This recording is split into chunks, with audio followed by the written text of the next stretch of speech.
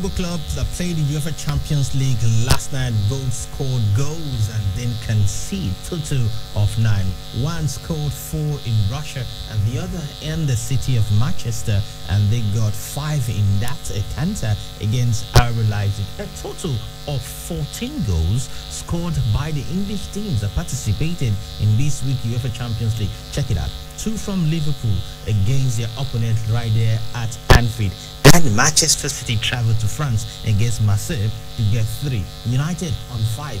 And of course, Chelsea, scored 4 against Krasnodar in Russia last night, making it a total of 14 goals that these English teams representing the English Premier League scored in the UEFA Champions League without conceding any.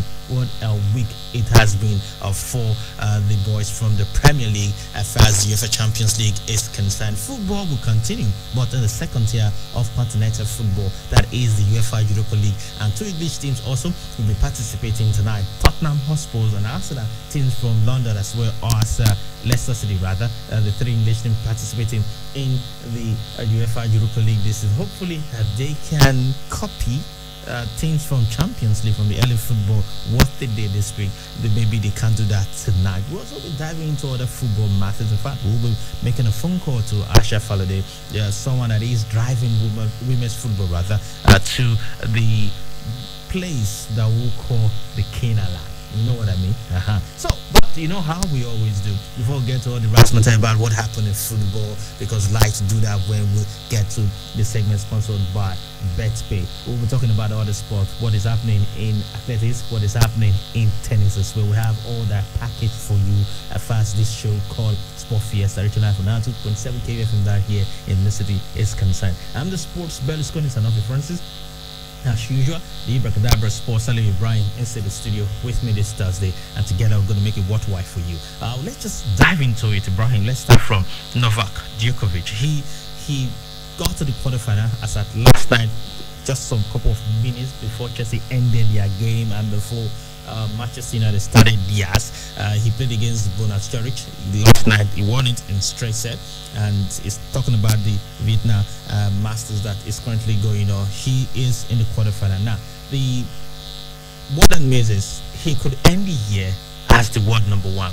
That is if he end up winning the tournament this Sunday. But the way it is right now is kind of secure that status, and maybe equally what Pete Sampras also did a couple of years ago. I know he's not the good just yet, as far as tennis is concerned, because he's got the likes of Rafael Nadal, who could accept a white card in the Sofia's event that is coming up next month. That's next week here, because at the end of this week, we're out of this month by the grace of God. But next week, if he gets to fail to win on Sunday, talking about the Vietnam event, and Rafael Nadal goes on to win the Sofia event, then he will become the world number 1. But the way things are right now, I think Djokovic will end the year as the top ranked tennis player as far as men's singles are concerned. But right now, he won last night, and he probably just secured his status, pursuing the likes of Pete Sampras' record. Yeah, it's good that he was able to get that win, and congratulations to him. He beat Bonachori 7-6, 6-3. And if he ends, and I expect that he's going to end the year as world number 1, he's been really terrific, but he was taught a bitter lesson at the French Open by Rafael Nadal, beating in straight set in the final, and we know what happened to him at the US Open. He defaulted and so was out, but he won the first Grand Slam of the one that we had without the coronavirus. He was able to win that, beating Dominic Thiem in the final, and he's a great guy, somebody who has done extremely well, and some of the records that he goes on breaking and setting, I mean, it's fantastic. But he is playing in an era where you have perhaps the 2 greatest players to ever hold a racket, Rafael Nadal, that he's able to push them. I recall Djokovic many years ago, he said that there's absolutely no hope of anybody catching those 2. He's struggling to stay at world number 3. I think he's been world number 3 for longer than anyone else because of Rafael Nadal and Roger Federer. I think Roger Federer even has the record for the most number 1. So he's just aiming to get the record of Pete Sampras. And so for him to say that these guys, they are level, they are from another planet, just like Cristiano Ronaldo and Lionel Messi. So you can't touch them, but everybody can battle for the third spot. But today, look at him battling with these guys, even beating them in Grand Slams. I think he's done remarkably well, and this is the way to return from adversity. After what happened to him at the US Open, he went on to win an ATP tournament, then got to the French Open, and we know that Nadal is the king of clay. Absolutely blew him out of the court in the final, and here he is back playing and trying to win the Vienna Open. Good luck to him. I think he will deserve it if he finishes the year as well. All the best to Rafael and Novak Djokovic and what he's trying to do. But is it possible for him to be dethroned by Rafael? I just explained that if he accepts the white card, talking about Rafael Nadal, into the Sofia's event, and he fails on his own to win the Vienna Open, if Rafael then goes on to win the Sofia event, then Rafael will become the world number one from that next year at least. With Nadal, I'm not even sure, because after the French Open, he said he was going to talk to his team, then decide whether to continue playing or when next to play.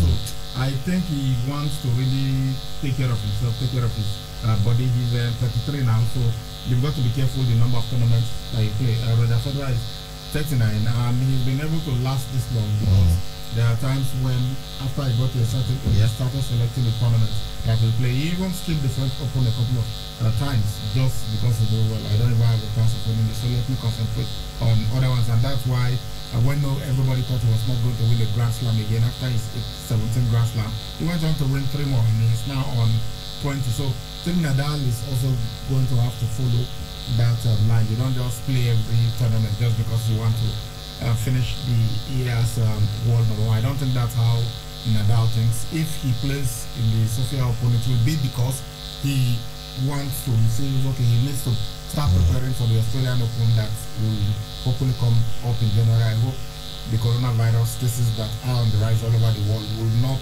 overwhelm them, because even France now, they are saying that they are having a second lockdown, and Germany have already declared a second lockdown. So it's really sad. I remember that the French, they were the first to say they'll be allowing 5,000 fans to come into the stadium. Now we are forced to lock down. So we've got to be really careful about some of these things. So but I really don't think that the motivation to reclaim the number one spot will make Nadal just come and play the Sofia Open. If he plays, it will be because he feels okay, he needs to start preparing. Alright, let's just look at some of other games that will go on today. First, the Vienna, that's the Masters is concerned. Daniel Evans, these days seems to be the name coming out from England, doing very well in the United Kingdom against Jerry Rodinoff. They'll be playing by 4 p.m. Later, by 2:30 p.m. Habad Hakaz will play against Lorenzo Sonego, and whoever win in this encounter will play against Djokovic. Then Vasek Pospisil against Dani Medvedev, Andrei Rublev against Yannick Sinner. Then Christian Garin will play against Dominic Thiem. Then Stefanos Tsitsipas against Grigor Dimitrov. Those are the games we're expecting from this encounter. Okay, from then let's go to athletics and talk about this young man. We spoke about him. In fact, you were on this side of the MIC when we discussed about Christian Coleman. What happened to him? He missed, according to what they said, that he deliberately missed a scheduled date for his testing. They told him that, okay, we'll be coming, but they won't tell you this is the time we're coming. He's supposed to make himself available at any time for his test, but again, he missed it, and not just once, not twice. And now they've decided to ban him for 2 years for missing the drug test. Yeah, we discussed this yesterday. He has been suspended provisionally for 2 years, so which means it's not going to be taking part at the Tokyo 2020 Olympics. But his team says they are going to appeal to the Court of Arbitration for Sports. According to him, he was home at the time that the officers said they were there, but they seem to have really strong evidence, because they said even that he went shopping, that the ticket, the receipts that he got showed the time that he was there buying the things that he went to buy, and as at that time they were already at his place. And if he says he was home as at the time, so why is it that because I can't recall the exact time, but let's say 7:50, they said they were there at 7:50, and as at the time that he bought his second item, it was showing 8:20 something. So how can he now claim that he was home as at the time that they came to his house? That he was definitely not home when he knew that they were supposed to call.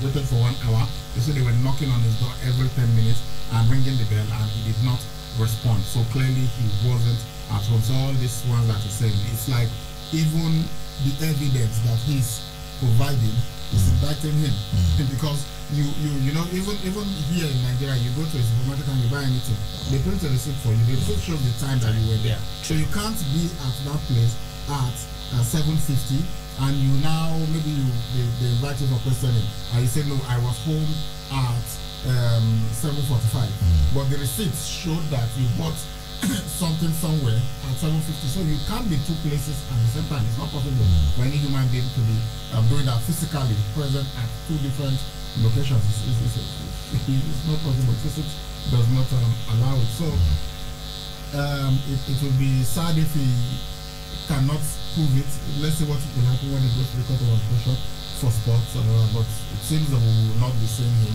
at the Tokyo 2020 Olympics. Okay, now listen to you guys yesterday talk about the president, let's say the former president of Barcelona. Now he resigned his position yesterday. Then before he did that, he kind of acknowledged the Super League, you know, and that Barca has also accepted to join in that league. Now, shortly after I did that, just a couple of hours, the vice presidents of UEFA have called these clubs. We know who they are: United of this world, Liverpool, maybe Chelsea. Then he has told us that Barca have accepted that they are selfish. But are they really selfish? Trying to think about the big picture. The big picture and the European Premier League that they are talking about. Yeah, every club wants to make money, because look at what's happening right now. Manchester United say they have modeled their stadium to accommodate 23,500 fans so that they can battle COVID-19, that the fans will be socially distant at the venue.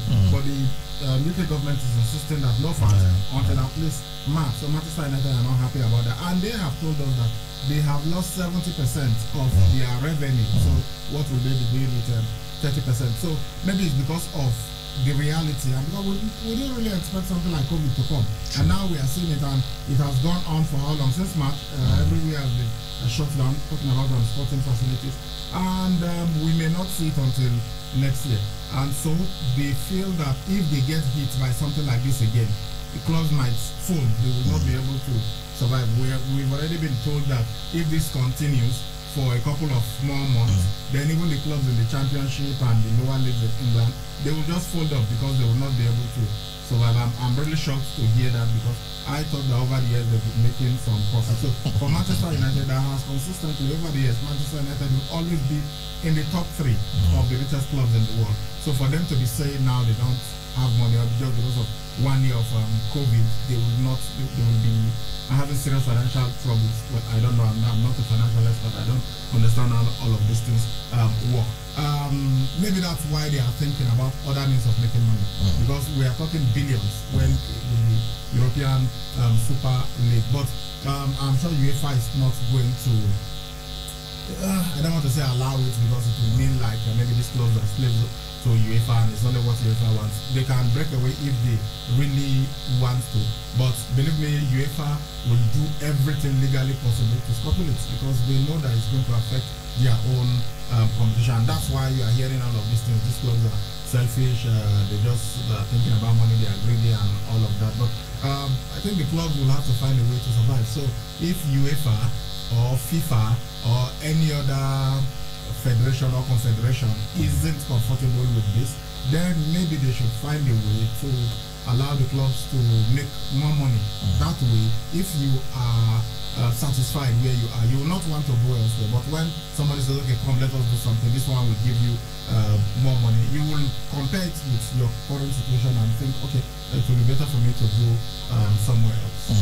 All right, we'll go for our first break on the show. When we come back, we'll be diving into those things that happened at different stadia yesterday as far as the UEFA Champions League is concerned. Also take a look at the fixtures for today as far as the UEFA Europa League is also concerned. Please stay with us. If you dare to win for the 9 Mobile Mega Millions promo, 90 people go home 1 million naira every day for 90 days. 2 people go win smartphones every hour, every day. The one who wins pass, now the 10 million naira grand prize. If you not be 9 Mobile customer, move, come outside or buy a new line. In addition to the plenty millions and smartphones, we go summer you with 1 gigabyte plus 500 naira airtime instanta plus up to 100% data bonus for 1 year. Recharge 200 naira and above. Make you for the win. Promo starts August 10 and ends November 7, 2020. And is approved by FCCPC. 9 Mobile. Since I switched to Mamador 100% pure cooking oil, family meal times have been so rewarding. You see, Mamador 100% pure cooking oil is cholesterol-free and contains omega-6 and 9, proven to keep heart healthy. Not only that, it also makes my food taste delicious. You sure know how to take care of my stomach. And your heart, especially. Switch to Mamador and enjoy healthy and tasty meals. Mamador is tested and approved by the Nigerian Heart Foundation. Cook with Mamador. Your heart will thank you. Honey? Yes, dear. I'm tired of the poor power situation. Every time I stock the fridge, I come back to spoiled food. I think it's about time we go solar. How? With Vertical Solar, we can have all our appliances and electronics powered by solar, and they allow us to pay small. We can pay installmentally with as low as 36,000 naira monthly. Spread across 12 months. Tell me more. I know you like the idea of paying small. Vertical Solar range of products can power all household devices, including air conditioners and water pumps. What are the benefits of solar power? We are talking uninterrupted power supply, no monthly electricity bill, no more spending on generator, and no more generator noise. I see. But how can I locate Vertical Solar? Head now to 28 Country Home Metal Road off Ajib Junction, Sapele Road, Benin City, or Blossom Mall beside Stop to Shop stores, DBS Road, Asaba. Or you can call them on 0816 170 1105 or 0703 623 4843. You can also send them an email on info@verticalsolar.com.ng. Vertical Solar, your lifetime power partners.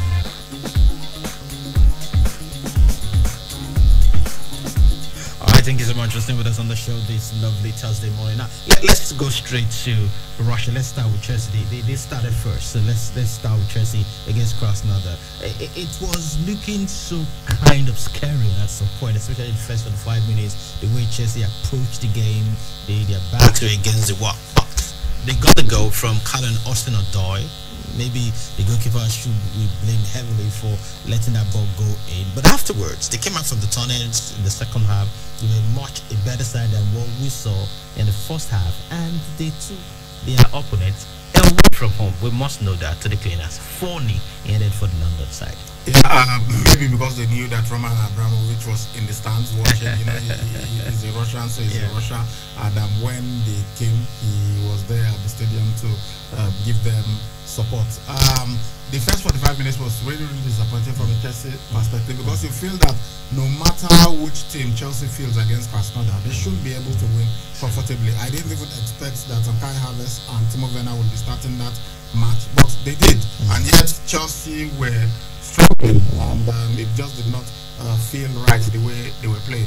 They had Hakim Ziyech on the right and a couple of other players that maybe you feel, okay, this guy could have been rested for this encounter, but it was still a problem for them. And even defensively, Chelsea weren't that solid because Krasnodar even hit the post and had a couple of chances which the goalkeeper was able to save. And I think everybody, whether you're a Chelsea fan or not, you would agree that without Edward Mendy, Chelsea considered at least a couple of goals in the last number of matches that they've played. But they've kept 3 clean sheets in the matches that he's played. He's only once that he's been beaten since the game, and that was in the Carabao Cup by Liverpool. So it was a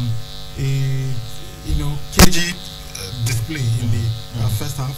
I thought Krasnodar gave a good account of themselves. Chelsea got a penalty. Jorginho missed it. That was the second time he's missing a penalty for Chelsea, and the third time in his career. He's played 26 penalties and scored 23 of them, so he has a very good penalty record. You could not fault the referee and the VAR for giving that. It was a clear penalty. Yeah. Clearly took out Timo Werner, and the new stepped up and missed it. Although he beat the goalkeeper, and that's why we say the only good penalty is the one that goes in. Back in the net. It doesn't matter what. Yeah. He completely sold the goalkeeper, threw him one side, but the ball did not go into the net, so it was poor. Then the goal that Chelsea got in the first half, and Callum Hudson-Odoi, who was playing maybe an unfamiliar role to the left side. We know he's usually operates on the right, but because Ziyech was there, he had to go to the left, and he got the goal. The goalkeeper should be stopping that. If it were the goalkeeper of Chelsea, sure they would be talking so much about him right now. So that ought to have been a goal. That should not have been a goal, which the guys scored, but they all count. So 1-0 in the first half. Then the second half, Lampard decided to change things. I'm sure the things he didn't want to do before. Brought on N'Golo Kante, took off Jorginho, brought on Mason Mount, brought on Christian Pulisic. Yeah, I'm sure he would have preferred to rest him, and you could now see the flair with which Chelsea attack, the speed and everything. And before you know it, it was 2-0. They got another penalty. Jorginho had already been replaced. It would have been interesting to see what will happen if Jorginho had been there, because even with Jorginho, the people have been saying Timo Werner should be taking penalties at least to score his first goal for Chelsea, but we know that he eventually scored without a penalty. So yesterday they got the penalty, and Timo Werner stepped up and expertly converted it. Then we had Hakim Ziyech scoring before he was substituted, and then Tammy Abraham came on, got the assist for Christian Pulisic, and so it looked like, when you just see the scoreline, Chelsea, Krasnodar nil, Chelsea 4, you think, oh, Chelsea just absolutely obliterated them, but it wasn't like that for much of the game. It was, I think, from the 75th minute that we now saw the clear gulf in quality between the two sides. So good win for Chelsea. They needed to win that to, stake a claim in this. They were bottom going into this match day 2, but now they are top with 4 points, and their goals difference of 4 took them ahead of Sevilla, who beat Rennes last night 1-0. All right, we'll go for this quick commercial, but we'll come back to talk more about the UEFA Champions League. It's time to win very big. Feel the excitement at www.betpay.ng, the sports betting company that rewards you whether you win or lose. Stay on top of the action wherever you are. Get the best odds, 150% deposit bonus. Cash out anytime. Accumulate your bonus. You can deposit and withdraw instantly, 247, and much more. Register now at BetPay to start winning. You can also become a BetPay agent and earn fantastic commissions and bonuses. Visit www.betpay.ng. BetPay. You stay, we pay. All right, thank you so much for staying with us. Now, let's talk about Man United. Their very first victory this season at home at Old Trafford, but it had to come in the UEFA Champions League, and they did it very well against a well-disciplined side. Julian Nagelsmann has taken RB Leipzig to the next level. As of now, they are the leaders of the German Bundesliga. They've been playing fine football. We saw fine football from them, but what a masterclass from Ole Gunnar Solskjaer and his lads. They knew that they couldn't play the fast-paced football with RB Leipzig. They absorbed, countered, and when you take someone that is an MBE from the bench to play within 15 minutes to give you a hat-trick, I mean, it is something that everybody should be thinking about. That is Marcus Rashford. What he's doing on and off the pitch is absolutely spot on. He didn't get a goal against Chelsea, had attempts and all that, but he got the winning goal for them at the Parc des Princes just a couple of days ago last week when they defeated Paris Saint-Germain 2-1. He now came back, got his first senior hat-trick. Yes, with the junior teams, he scored for Manchester United, but since he became a first-team player, he has gotten to the level of brace. But yesterday, he got a hat-trick. Yesterday, took United to 5-0, and he was fantastic. The boy is on fire. Absolutely terrific what he's been able to do. Coming on as a sub and scoring a hat-trick. Somebody used to do that for Manchester United. In fact, the last person to score a hat-trick as a substitute for Manchester United was in the stadium yesterday. He wasn't on the pitch. That was the manager of the club, Ole Gunnar Solskjaer.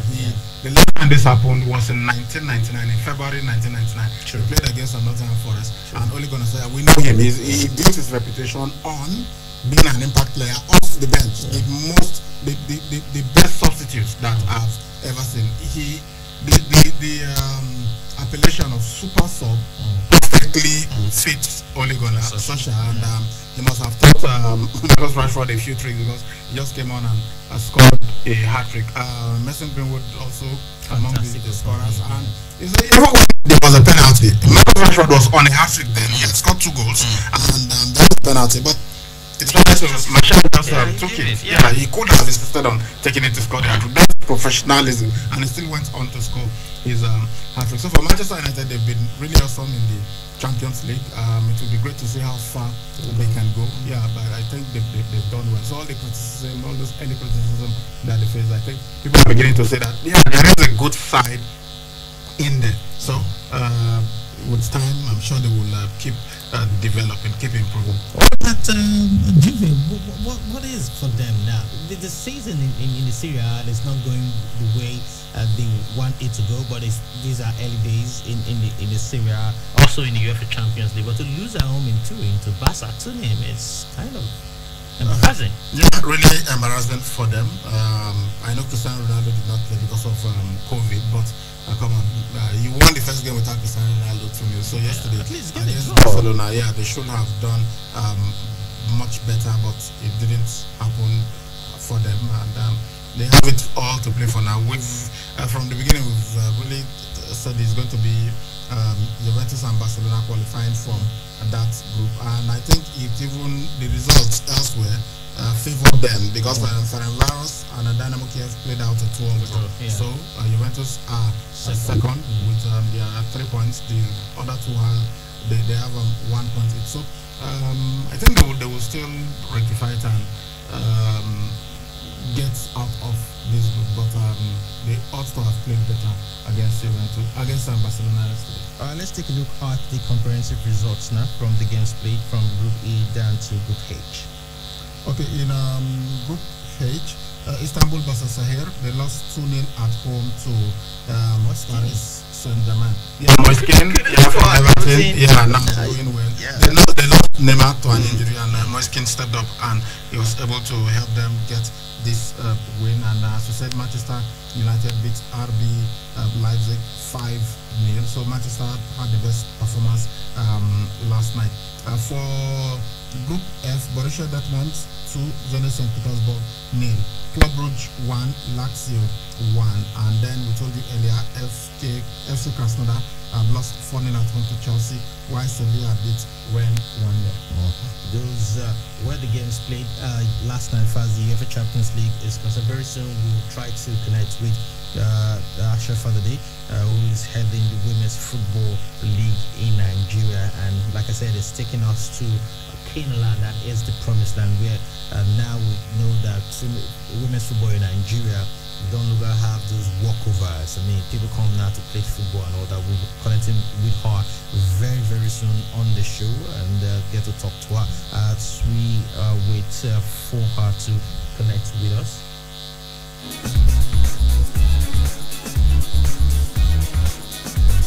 Like I was saying, I'm just waiting for her to connect with us. Let's quickly take this message from our sponsor.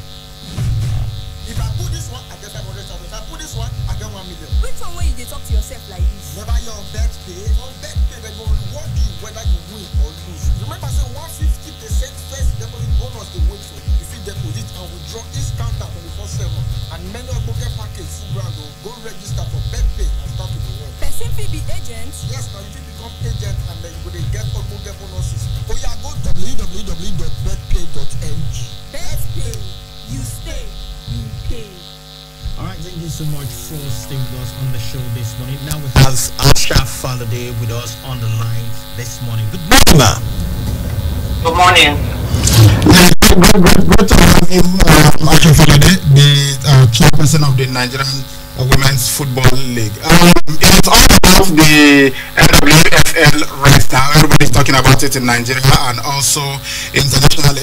now you now have your new secretariat in Abuja. Please tell us about that secretariat and how you went about having it. Well, the secretariat is a legacy that is equated to one by Nigeria Football Federation.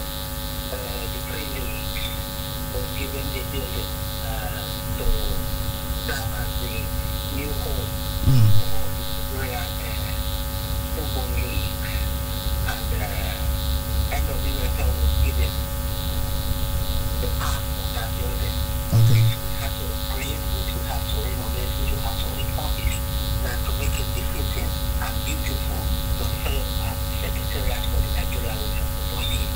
And we were also very privileged and honored to have the president of the Nigeria Football Federation and the general secretary of the federation come to pay a courtesy visit to see the new office and what we have, how we have turned it around to welcome those who will be playing the house of women's football in Nigeria. A visit to know that the same place that is now serving as a corporate headquarters for the league, an operational base, a business place, a corporate that has a corporate outlook and ambience to deal with the business of women's football.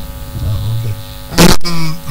The NFF board had a virtual meeting, and then they announced that they want to synchronize all the leagues, and they said the Nigerian Professional Football League was to start sometime in November, and they want all the other leagues, the Nigerian Women's Football League, the Nationwide League, and the Nigerian National League, to start their own leagues not later than 3 weeks after the NPFL started. But then we hear that the Nigerian Women's League has not only selected a date, at least tentatively, Wednesday, December 9th, 2020, for the kickstart of the league. You have also gone ahead to release the match the one fixtures of the 2020-2021 season. So the women, you guys seem to be leading. You are setting the pace for the men to follow. No, we are not setting the pace. We are partners with the men. I'm sure everything is doing some underground work to meet the schedule that was released by the Nigeria Football Federation, who is we are affiliates of the federation, even though we are independent from the Nigeria Football Federation. We are a creation of the Nigeria Football Federation. We are the affiliates, we are their subordinates. So we still have, everything we do still has to be ratified by that body that created us. So when the board rose from that meeting, the virtual meeting that said senior contact force has also been lifted in Nigeria, that football can return after a long layoff. And they have said they want to harmonize the schedule and the calendar for the league in Nigeria, which is a good thing to do. So the Premier League for the men, which is the Elite League, was asked to start on November 15th, and all the other leagues, including NNL, NWFL, and NSO, can start anytime from the second week or third week after the start of the NPFL. So that is why what prompted us to now begin to also look at our own schedule, since we already know the dates of the NPFL, what date would be best suitable for us to start our women's league. And remember, this football for now is going to be without The fans. It's going to be without the fans, just the officials and the players. So the draw that we conducted yesterday in Abuja was not only for one. Remember, also this season we are playing the street league to strengthen our teams, to make them more competitive, give our young players more play time, for the season. So the draw we did yesterday was for the whole 30 weeks of the season 2020-2021. You really go to see the first week, and if you go to our website, you will find the complete fixture for the 2021 season from week 1 to week 30. This was also done early enough to make the clubs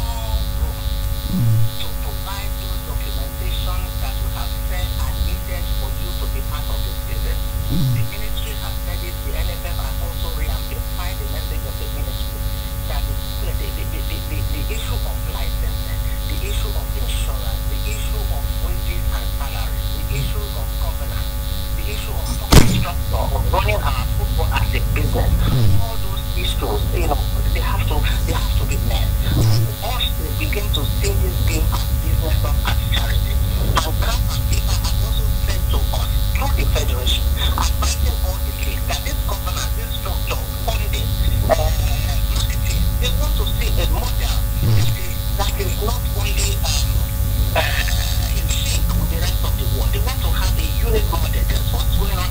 FIFA is doing a benchmarking for some leagues across the world. And the Nigeria Women's League was lucky enough to be selected among the 36 out of the over hundreds of numbers of leagues around the world. We have been chosen as a model to also be part of this experiment of collating data to form a uniform benchmark for leagues across the world. So our clubs know that what we are doing now is to restructure and give the league and the clubs a business model outlook for them to be able to run the business of football properly.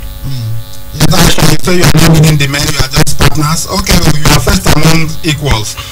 Now let's just look at the fixtures for National Amazon versus FC Robo Queens, Adamawa Queens versus Rivers Angels, Confluence Queens versus Ivan Angels, Dream Stars taking on Delta Queens, Barista Queens versus Pelican Stars, and Edo Queens taking on Royal Queens, Abia Angels versus Ocean Babes, and Sunshine Queens versus Heartland Queens. Actually, this time it's not an abridged league season. You have all 16 teams in one league. Yes. That's really interesting. Yeah. But then again, this fixture, we can alter it. We have done it based on the fact that these are the 16 teams that we have in the Premiership now. Remember, we run a PBPL league. We have the Premiership, we have the Championship, and we have the Nationwide. The Premiership is our elite league, so we have more focus on that. It's very, very important to us. So the 16 teams that were drawn in the Premiership, the documentation process, eligibility process that I listed earlier on, they have to tick the box one after the other. They have to tick those boxes. If any one of them is found not to meet up with the criteria that was set, we will drop them to the championship. And then we reorder our shares. See, the business of football again is no longer about the number, but about the quality of the number. So that message has to be reinforced. That if we have 10 teams who will meet up this criteria, those are the 10 teams that will play in the Premiership. If we have fine and good. If we have 14, if one of them meets, we will play them. But if they don't, some of them are going to drop. So I needed to also make that message clear. Yeah. Okay, I know you are busy and you have a meeting to attend. All of these things require money, and even the elite league, the men's league, right now, no title sponsor. What are your plans to get a title sponsor for the Nigerian Women's Football League? We have done everything possible, and we are not saying we've done enough, but we have made progress. Extreme progress, a big progress from where we were 4 years ago before we came on board to where we are at now. And we will continue to push and strive. We know that the Nigerian economy is one that when you're looking at priorities of this in a budget, both corporate or government, sports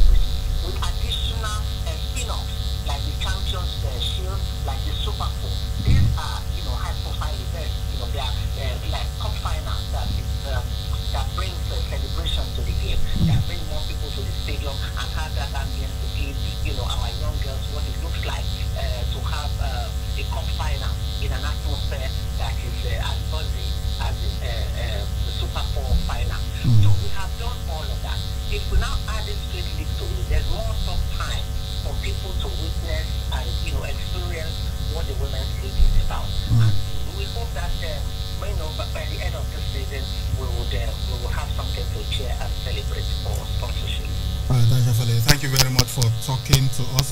Recently, the president of the Nigerian Football Federation, Amadou Pinnick himself, called you an asset to Nigerian football. And I'm sure everybody who listened to you this morning or who have listened to you before will agree with him 100%. But hey, I knew this a long time ago in the 90s, and the first time I met you in 2005, I knew you were an asset. But thank God we are beginning to realize that. Thank you very much, Aisha, for talking to us. Thank you, Ibrahim. Thank you. Thank you. Okay. All right. Okay. All right. We'll be talking with the chairperson of the Women's Football League here in Nigeria, Asha Falode. We'll quickly go for another message from our sponsors. We'll be right back. The 2020-2021 Premier League is here. It's time to win big. And the best way is, of course, getting yourself a jersey so that you can identify yourself with your favorite team. We at www.betspay.ng want to give our punters the opportunity to win a football jersey of their choice. 10 replica jerseys to be worn each week for the next 4 weeks. To participate and win, visit www.betspay.ng to register. Place a bet of 200 naira. The more bets you place, the more entries you get into the draw. 10 winners will be chosen at random in a draw every Monday. All winners will be contacted. Follow us on our social media pages with your username and ticket number to qualify for the draw. On Instagram, find us at BetPayNG.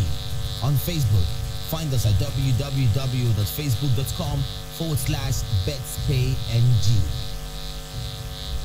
Alright, we're back, and let's talk about the Nigerian Football Federation with the president, Amadou Marvin Pinnick. We just made mention of him now, how he has wonderfully described Asha Falode we just spoke to a couple of minutes ago. Now, he has now officially confirmed that Nigeria, that's the Nigerian Football Federation, received the $1 million for the COVID-19 grant from FIFA.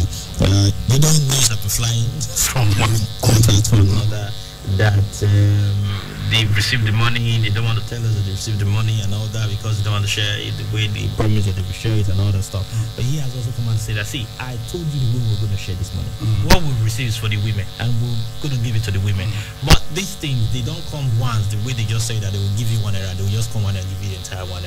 Yeah. You know? So he explains, like when you get an appointment letter or an offer letter, they'll tell you, for instance, that enumeration annually is 1 million.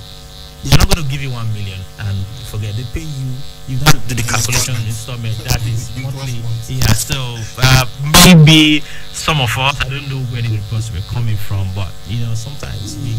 At least now he said when they get the money, they are going to announce it. And he has announced it. If you go to his Twitter handle, at Pinnick. Let me get the correct one. At Pinnick Amadou, that is his Twitter handle. You can follow him on Twitter so that you get this information first hand. And go to at the NFF, that's the Nigerian Football Federation website. They also announced it. So let me read what he said on his Twitter handle. Huge appreciations to football's world governing body at FIFA.com for the $1 million the Federation has received in the frame of COVID-19 palliatives. The money was received by the NFF, and we reconfirmed the purpose from FIFA 2 days ago. Then he went on to say, at FIFA.com also sent $600,000 to the Federation for the FIFA Forward 2.0 project in Birnin Kebbi and Igborodo at $300,000 each. It will enable the mini stadia in both centers to start at a very good pace, and we earmark completion by the end of March 2021. As a further breakdown, the $1 million for palliative is composed of $500,000 for men's football and $500,000 for the women's game. FIFA also promised to send the Federation an additional $500,000 sometime in January 2021, also as part of COVID-19 palliative efforts. On the continent, we have received confirmation from @CAF_online that the Federation will receive the expected $300,000 from the Confederation on or before Sunday, the 1st of November. With the $200,000, we have already ring-fenced from sponsors fund for the purpose the coast will then be clear for us to start the disbursement of funds to the beneficiaries as captured in our approved template from next week. Even though we are bolstered by the guidelines from FIFA strictly outlining the purposes of this one, as well as the approval of the NFF Executive Committee, we will also interface with our auditors, PricewaterhouseCoopers, on each and every line item to ensure the disbursement conform to global best practices. Beneficiaries must ensure 100% compliance to guidelines by ensuring that all funds are paid into designated accounts. I would also like to thank all beneficiaries for their patience and understanding at this trying times. Firstly, I would like to wish FIFA President Gianni Infantino. Finally, I would like to wish FIFA President Gianni Infantino Godspeed as he recovers. Thank you. And we told you that Gianni Infantino tested positive for coronavirus. So that is it. He has confirmed that they have now received the money. So it is not as if maybe they tell you, okay, we are going to disburse this money in the next 1 week, and we are in the next month, and that's when you can now start asking, why have they not disbursed this money and not what flew around? This social media, you've got to be careful. Because sometimes you just hear one information and people are treating aggressively, and you've not confirmed the authenticity of that message. So we've got to be really, really careful. But it's good to also keep these people on their toes, so that there is something that we call flying a kite in journalistic parlance. So sometimes you could have that they even use in politics. You could just do something. Somebody you want to test whether people like the person, and you just put this person 2023 or this thing for president or for governor. And so the reaction will tell you whether the person has not, but just okay, let us try this and see what will happen. So sometimes journalists might be, but you have to be careful. You have to be very, very careful. Because when the story is not true, if it is 100% true, then you'll be liable. It could either be libel or slander. You've got to be very, very careful. I'll take last message from our sponsor as far as the segment is concerned. There's no time to check time. There is no time to hammer. You don't try bet pay, they will reward you whether you win or lose. Remember, say 150% first deposit bonus, they wait for you. You fit cash out anytime. You fit deposit and withdraw instant 24/7. And many almost get things full grand though. Yourself fit become bet pay agent. And you go to get almost get bonuses. Oh yeah, sharp. Go to www.betpay.ng. Bet pay. You stake. Pay. All right, thank you so much for staying with us on the show this morning. Quickly, let me just highlight some other things. Is that football clubs going to say that the money has come, or we have to get the money? Yes, we're talking about the president of the Nigerian Football Federation, that the money will be disbursed to the different associations that is affiliated with the NFF, that is in the 36 states, including the federal capital. That's one. Then the football clubs that are affiliated, I'm not talking about the MPFA rather, I'm talking about the NNL and Nationwide. Those ones are already affiliated. They pay their affiliation fees to the league that they play in. So because of that, they also get from the palliative as well. I'm not about clubs in different states and in the grassroots. For instance, at Dope State, remember when we made an announcement that you can now start registering for the Challenge Cup, that's the FA Cup here in Dope State. Then you also, the state league as well, you have to pay your registration fee and your affiliation fee. The registration then was 50,000. It's going to end by this Sunday, 1st of November, and the affiliation fee is 20,000. It's only when you are affiliated to these bodies. If we were, that's the Nigerian Football Federation, we're not affiliated to FIFA or CAF, we won't be getting the 1 million plus the 500 that will come in January, and the $300,000 also coming from CAF. We won't be getting it because we are affiliated. That's what we are getting it. So get the pictures clear. We'll quickly go for another break now because we are seriously out of time. We have to take your messages now, but let's quickly take this particular break, and when we come back, we'll take a look at your messages. Hey, wake up, another better don't land. For those of now, whenever you see MTN SIM for over 15 days now, MTN they do win back package. With the presidential welcome back of 6 times your recharge when you load 50 naira and above. Yes, so not 1, not 2, not 3, not 4, not even 5. Now 6 times your recharge. Them go give you for credit and data. Your eyes don't clear me. This one means say if you recharge 100 naira, MTN will summon you with 600 naira credit plus free 100 MB data. If you go recharge 200 naira, now 1,200 naira credit go drop for your phone plus free 200 MB data. Just make sure say you use *161 recharge pin hash, take recharge and enjoy your bonus for up to 30 days. Now this type presidential will come back, I like. Make I go find my own MTN SIM, begin enjoy better. Everywhere you go, MTN. And we are back. Okay, let's take a look at the messages now, maybe one or two. Because seriously, we're out of time now. This one says, Rabbi, I didn't know that you were once the media director of the Super Group until this afternoon. Christopher from Amusi. Christopher, really?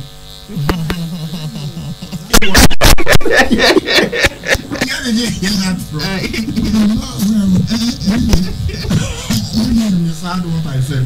I that was never media officer or director of any of the national teams. Please, not me. Maybe it's another Sani Ibrahim. I'm not aware of it.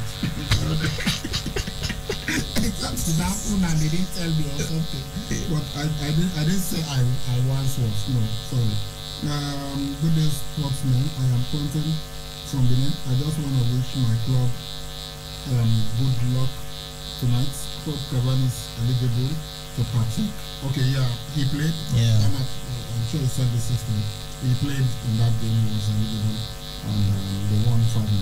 Good day, sports guys. Congrats to John Cena and Seth Rollins. They are now married to their women, Shay and Becky respectively. Amayo from Benin. Yeah, Becky Lynch is even pregnant with the child of Seth Rollins. Let's take one more, just one. Okay, well done, men of sports. The Traore that scored 5 goals at that club is the guy still in Chelsea player.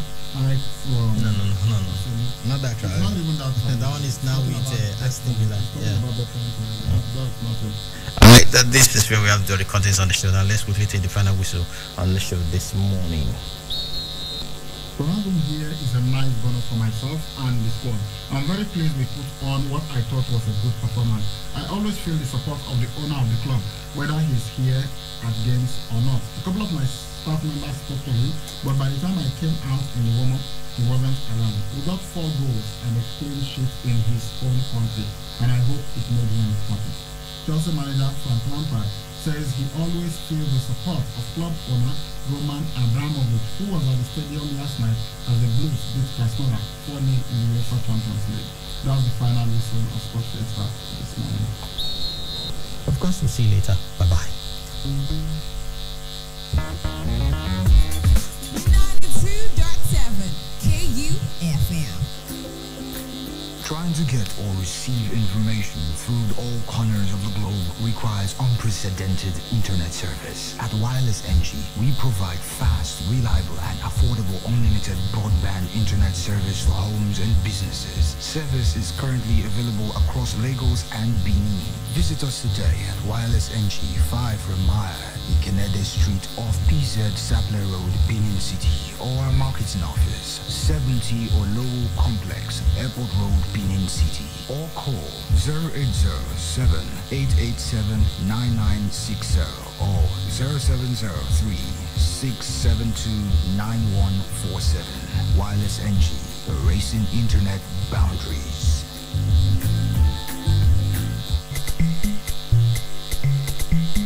Come see for yourself, oh. This not be the one you go take on the ear here, oh. You must take your eyes see so that you self will enjoy what the other people they enjoy. Who you technical? The generator headquarter where they make everybody enjoy generators of all sizes and models for affordable price. Whether not the small one for barber shop or having a big Perkins generator for factory and big building. Who you technical? The place for generators, spare parts, grinding machine, pepper mill, and others.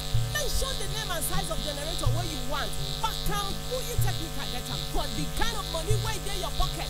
Bakam, who you technical get them. Go take your eyes see for the generator headquarters, Uyi Technica, 7981 and 83 Mission Road, Benin City, and all other Uyi Technical branches.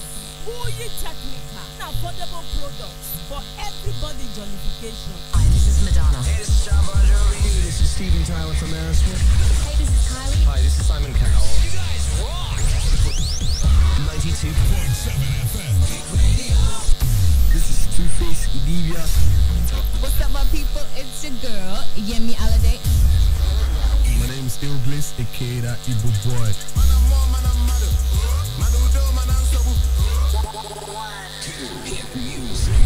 Music radio. 93.7 KU. Superstar lineup. Hey, this is Taylor Swift. Hi, this is Ariana Grande. Hey, what's up? This is Iggy Azalea. On 92.7 FM. From Benin City to the world.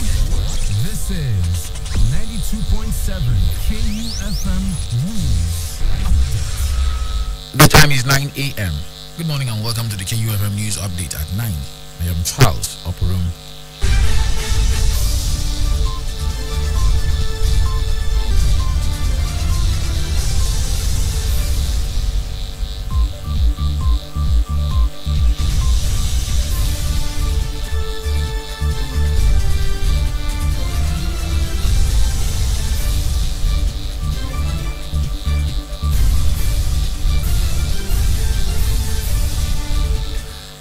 Edo State Police Command has paraded 126 suspects for their involvement in various offences, including 10 of the 1,993 inmates that escaped from 2 correctional facilities in Benin City.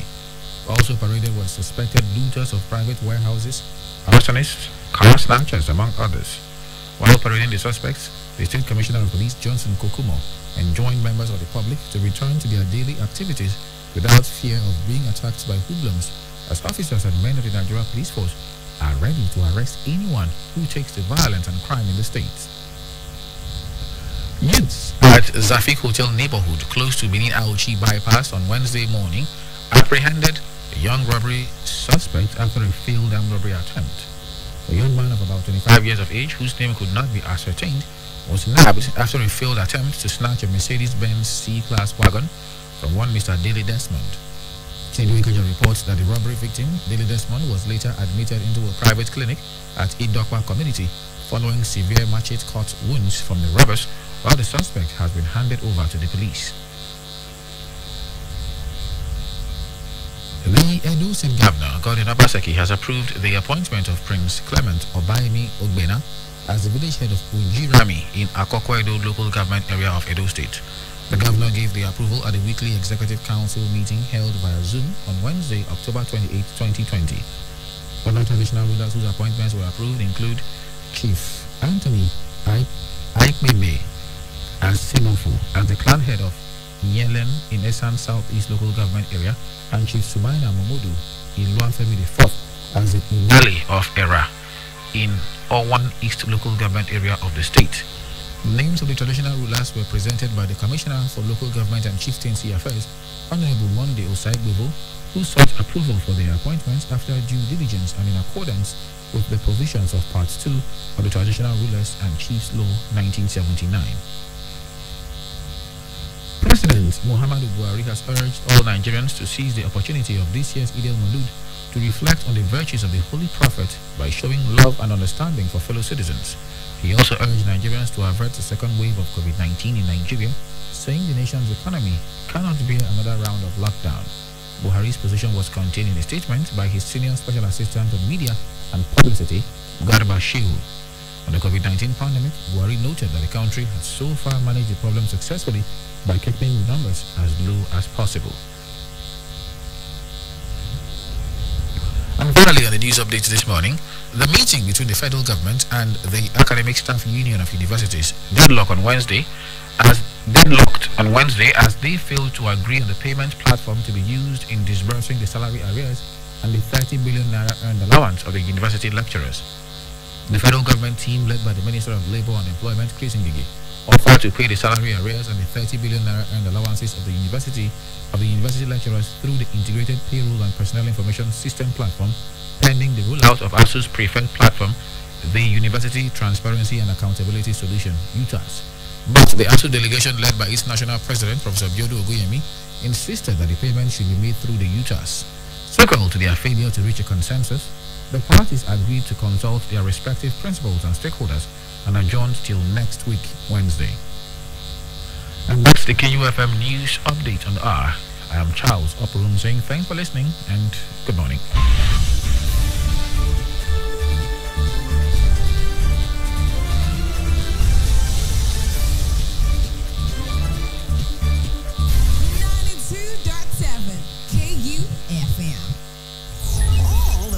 On KU 92.7 are now open for sponsorship and advert placements.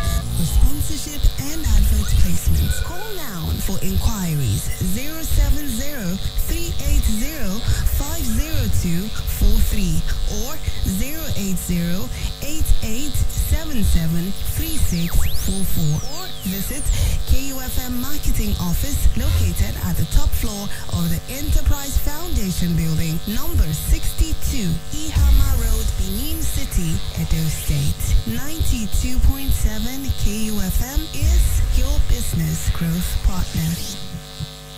Good news! Scratch that.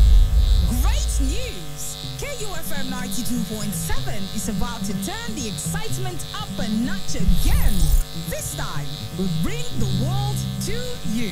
We can now broadcast your events, parties, birthdays, marriage ceremony, naming ceremony, political rallies, and lots more to the world live. For any of the mentioned event coverage, simply visit our marketing office at 62 4th floor, Enterprise Building, Ihama Road, GRA Benin City, Edo State, or our broadcast station at Ward 8 Air Bypass, Benin Auchi Expressway, Edo State, Nigeria, or call these numbers 0806 023 2180 or 0806 530 5657.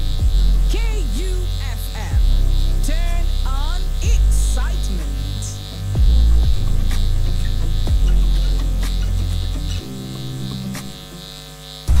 At split seconds, there's a lot happening around us, but we can't be everywhere all the time. We've got work, families, and chores to cater to, and most importantly, time to rest. And that's why having reliable partner like KUFM News is important. Sleeping? We don't. We work round the clock, bringing you stories as they break. From Nigeria and across the world, we would stop at nothing to keep you informed, because KUFM News is all about you and stories that affect you. Politics, business, human interests, sports, entertainment, just name it. We've got you covered. KUFM News. Timely, precise, spot on.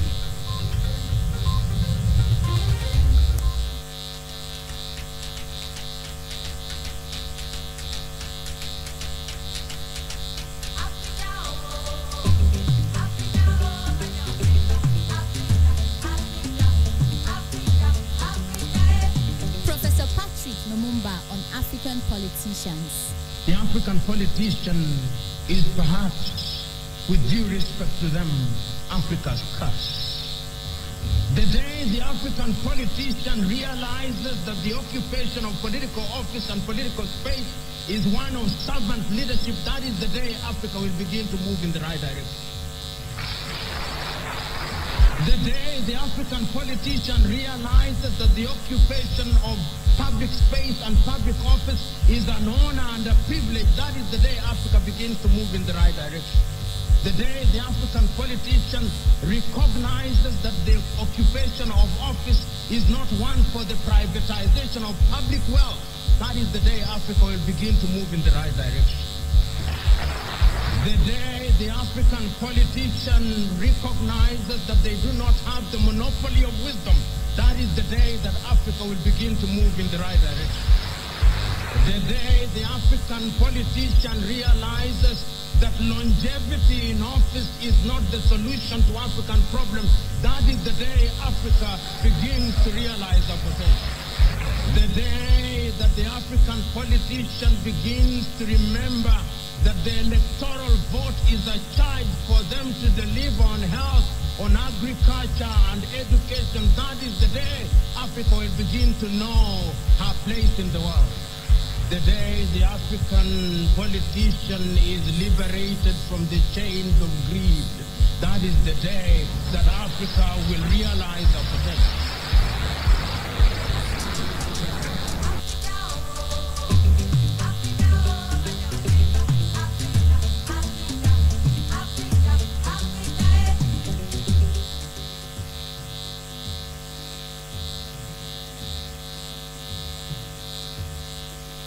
Nigeria's political landscape has evolved over the years, but since 1960, the yearnings of the people have remained the same. My own problem in life, so I don't tire. There are no jobs in this country. Everyone pays to carry 250 million naira, go buy motor. Corruption for this country too much. Our healthcare in Nigeria is really poor. Women are dying at childbirth almost every day. Join us on the program Dialogue as we focus on Nigeria's political scene. We bring you interviews from political gladiators. So this wasn't the problem with the government. It was the corruption in the SSP account. It was the fact that without any clearance, the federal government dipped their hand in the SSP account to fund their business. And SSP account is money you save from the state government and the federal government. In-depth analysis of policy statements. Nigeria does have a problem with corruption, and so do many other countries, including developed countries. I don't like the fact that when people mention the name Nigeria, the next thing they say is corruption. This is a country of 170 million people. 99.9% of them are hardworking citizens who just want to get on with their lives, and they want a government that delivers for them. And voicing your political opinion every weekday from 9 to 10 a.m. on 92.7 KUFM. Dialogue. Your voice counts. Join the conversation on KUFM's Dialogue as we introduce written voices. You can now keep the conversation going beyond 10 a.m. Send us your views on topical or burning issues of the moment, news, current affairs, or social-political issues that you may wish to share your thoughts on. It must be civil, factual, straight to the point, and in not more than 150 words, and we will give it a voice. Send your views to kufmdialogue@gmail.com or via our WhatsApp platform on 0807 552 7556. Keep the conversation going. Dialogue. Your voice counts.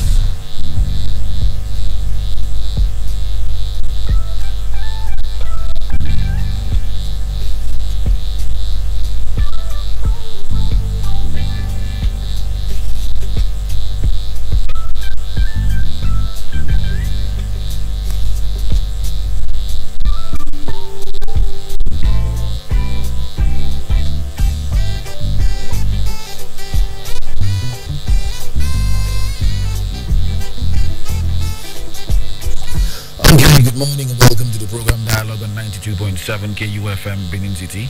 My name is Charles. Operum time is 9:12 a.m. on the radio. Of course, today is Thursday. We're trying to look at stories emanating from Edo State. Today will be no different.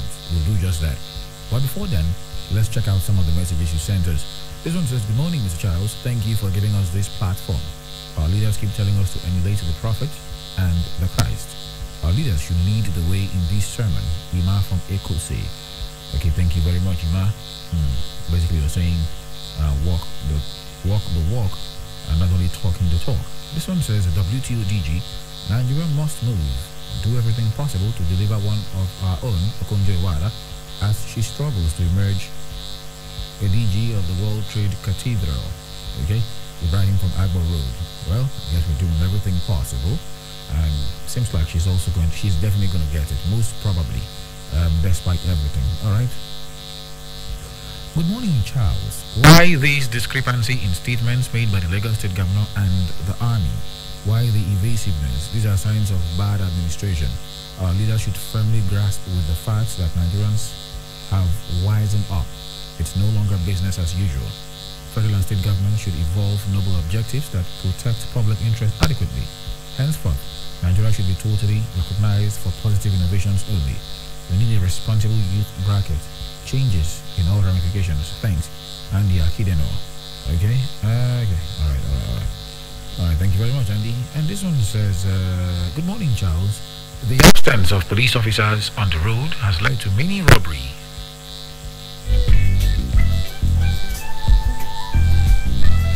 All right. Sorry, I'll take that again. Good morning, Charles. The absence of many police officers on the road has led to many cases of robbery. Robbers now rob comfortably without fear. With Digbe Sunday, aka me, myself, and I, from Benin City. Well. What do you expect? Okay. Okay. Sorry.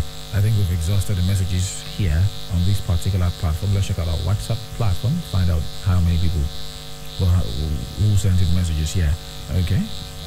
These messages are not for us, but for the sports crew. All right. Thank you very much to everybody who sent in your messages. Thank you, and thank you. Okay, we'll go on a short break. And when we come back, the conversation continues. But we must know this. In the aftermath of the NSAS protests, when the protest was hijacked by hoodlums who stormed the correctional centers in Benin City, with the one at Oko and the one at Saple Road, and freed prisoners. We've had something close to bedlam, almost approaching anarchy.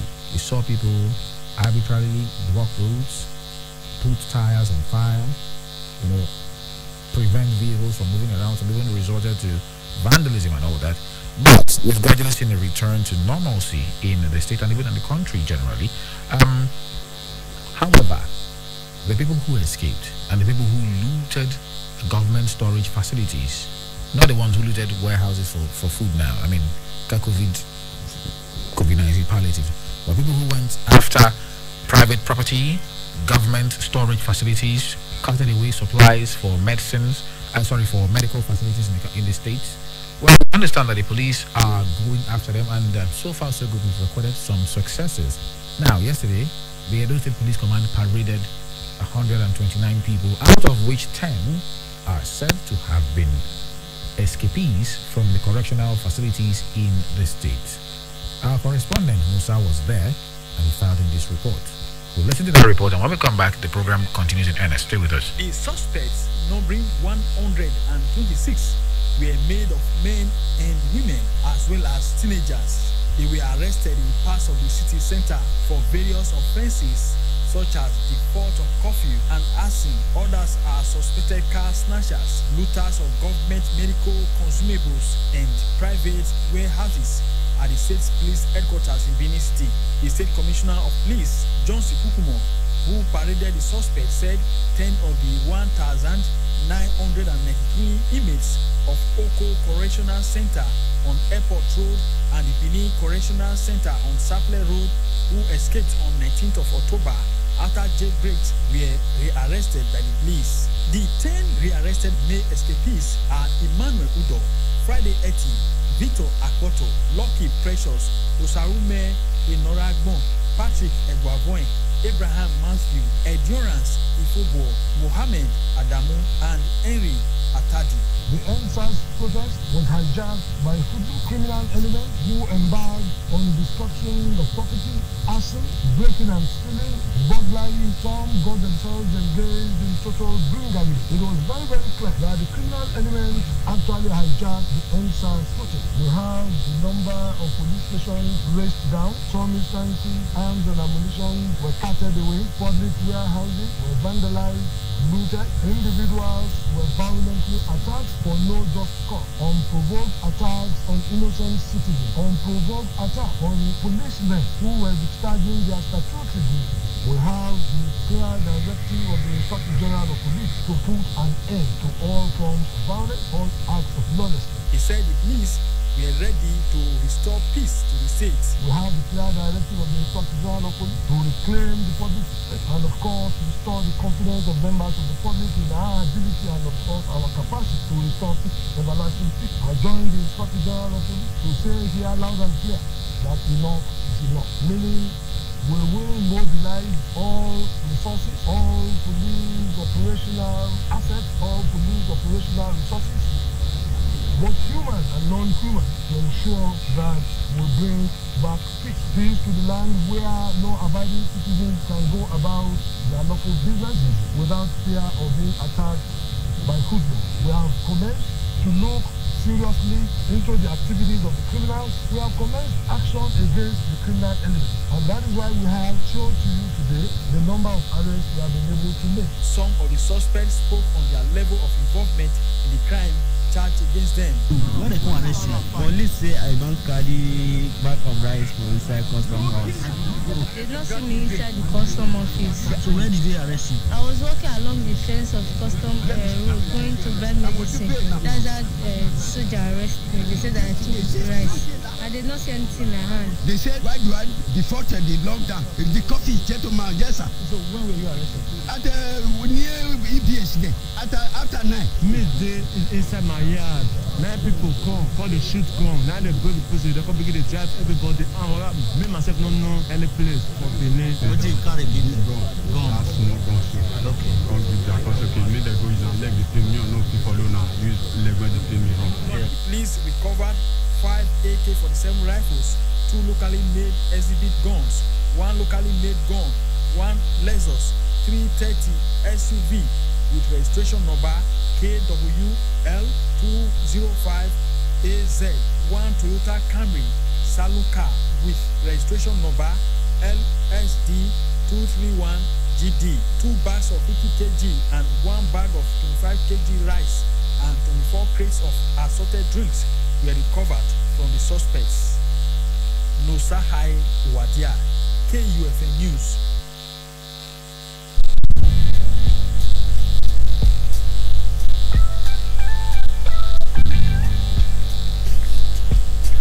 Okay, so apparently you listen to that report. It tells you that the police is working already, trying to reclaim the public space, just as the Inspector General, IGP Mohammed Adamu, instructed the EIGs and of course down to the commissioners to do in their respective states. Well.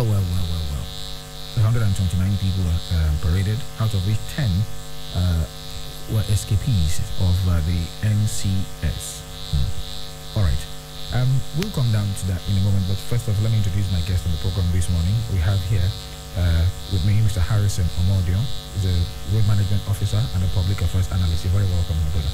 Yeah, good morning, Charles, and good morning, viewers at home, and listeners at home. This is radio. But yeah, I mean, we have viewers because we are streaming live on YouTube. Yeah. So if you want to see what's going on in the studio, you can go to the YouTube channel at KUFM Nigeria YouTube live stream.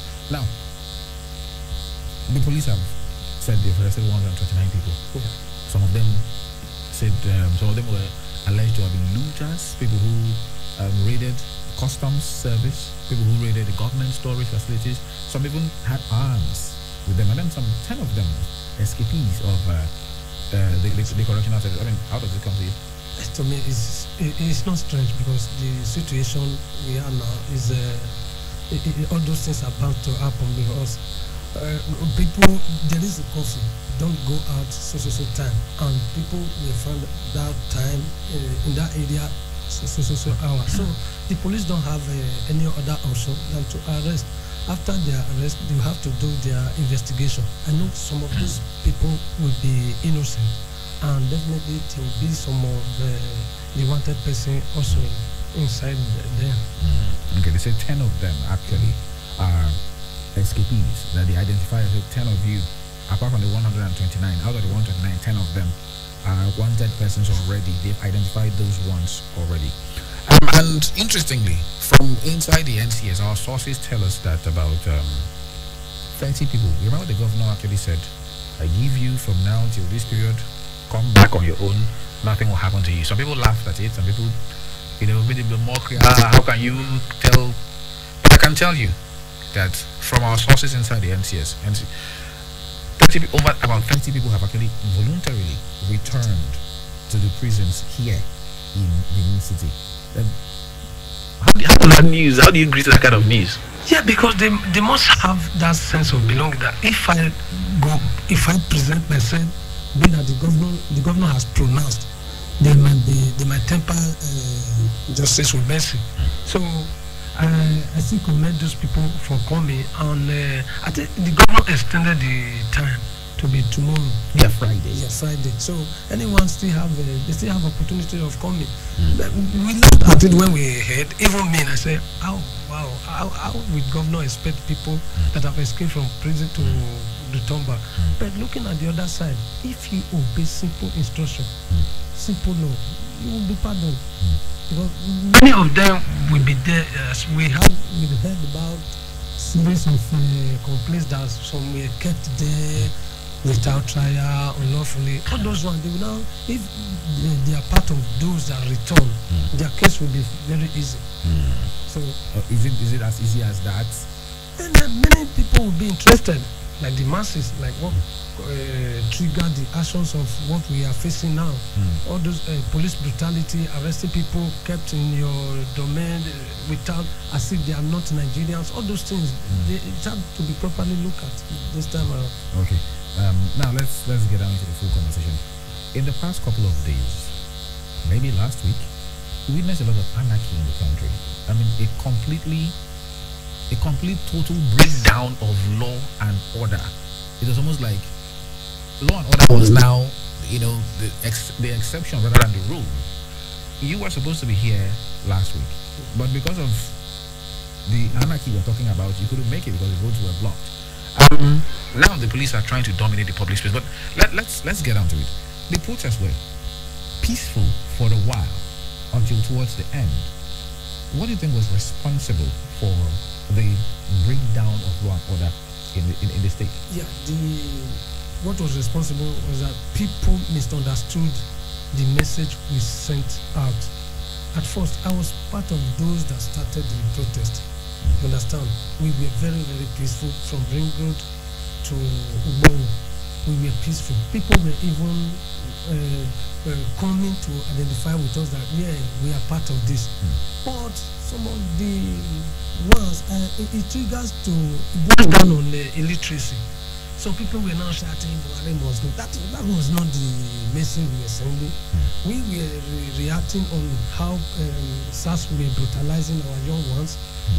Also police brutality. We know the corruption in the police sector. So we're trying to bring that, let the government knows that we are tired of this situation. There must be a change. And people are shouting restructuring. It's everywhere. Even before I got here, the law and order we are talking about, go to the road. That will be a discussion for another day. So it's just completely different message. They understood the message we were sending, that we must correct this thing now. We can't continue to fold our hands that everything just the police have acclaimed powers to themselves that they can maltreat any Nigerian. We are friend. Police is your friend, but in Nigeria it's upside down. It's not your friend. They are the number one enemy. Is it supposed to be like that? When you go even as far as Ghana here, African country, if you go out, you see the way foreign, let me say, Republic of Benin, Cotonou, Ghana, Senegal. I've been to those places for visit. I saw the way policemen, African policemen, treated me. I said, what difference? Why is Nigeria so different? A Nigerian policeman would be so angry and brutal with Nigeria. So this was the message. This was the message we were trying to send, that no, this thing has to stop. We cannot continue to live like this. But the one that didn't understand our message, that first day I was to be here, they blocked me at Upper Mission. When crossing from New Era to, it was a gap. You cannot carry your vehicle on your head and you cannot abandon it there. They forced me. I tried to peace talk them that this is not what we are doing. I showed them my phone. The protest we've done. Look at it. You don't even have a phone here, Android phone that you record and send message to the world. This is what we are doing because of your activities. In Lagos activities you are doing here. No, it's not supposed to be like that. This is what I'm doing. They said no, you must. They were collecting people, even searching people. I said this is not right. This is not why we went out to the street. Just after that session, then we back out. So they got the message wrong. Even as we speak, if you still come for a protest, many people will still misunderstand you and start doing all that. We're blocking the bonnet tire, and you said the police are brutalizing. The one we received were more than the one they are receiving from the police. So what are we talking about?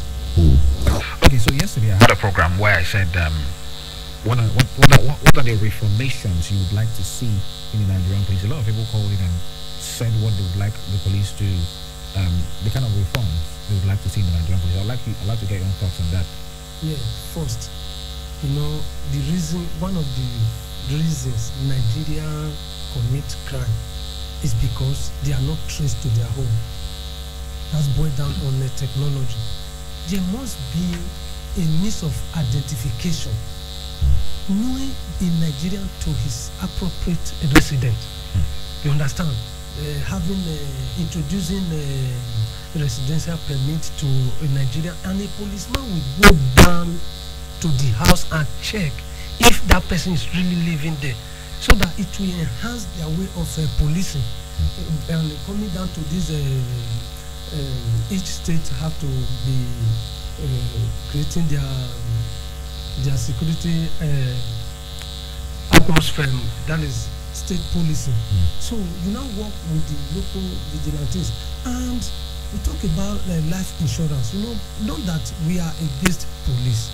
We are even we even pity some of the policemen.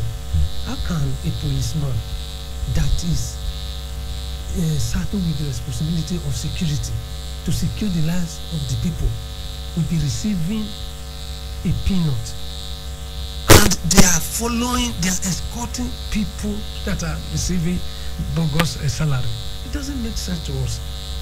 So, first, give them life assurance. There are a lot of policemen that have lost their life on duties and nothing for the family. So let the government give them life insurance. If anything happens, the family will be there. Even before something happens, the one that are laboring for that life insurance, let it see what is working for. To me, I propose 250,000. Some people will say it's too big. It's not too big. It's not too big. How can somebody work in a whole jet, cannot even go for a holiday? Okay, you are given 1 month or 3 weeks to just a holiday. You cannot even go out of Benin here to Ugeli or Delta to go and use the money you save for your holiday. It's not a proper life they are living. So they don't transfer their aggression to the masses. So the government has to look at that and work with the technology era we are now. We have to introduce this scientific way of policing. When, as we are here now, if a policeman stops a citizen on the way, the central station is supposed to be aware. That is technology, and it's happening. You are streaming live. People are watching your station everywhere in the world. Same thing can be done to police. When you are doing this, you are inviting people to come and invest in your community, in your state. If there is no security, nobody will come to invest. Look at the era we are now.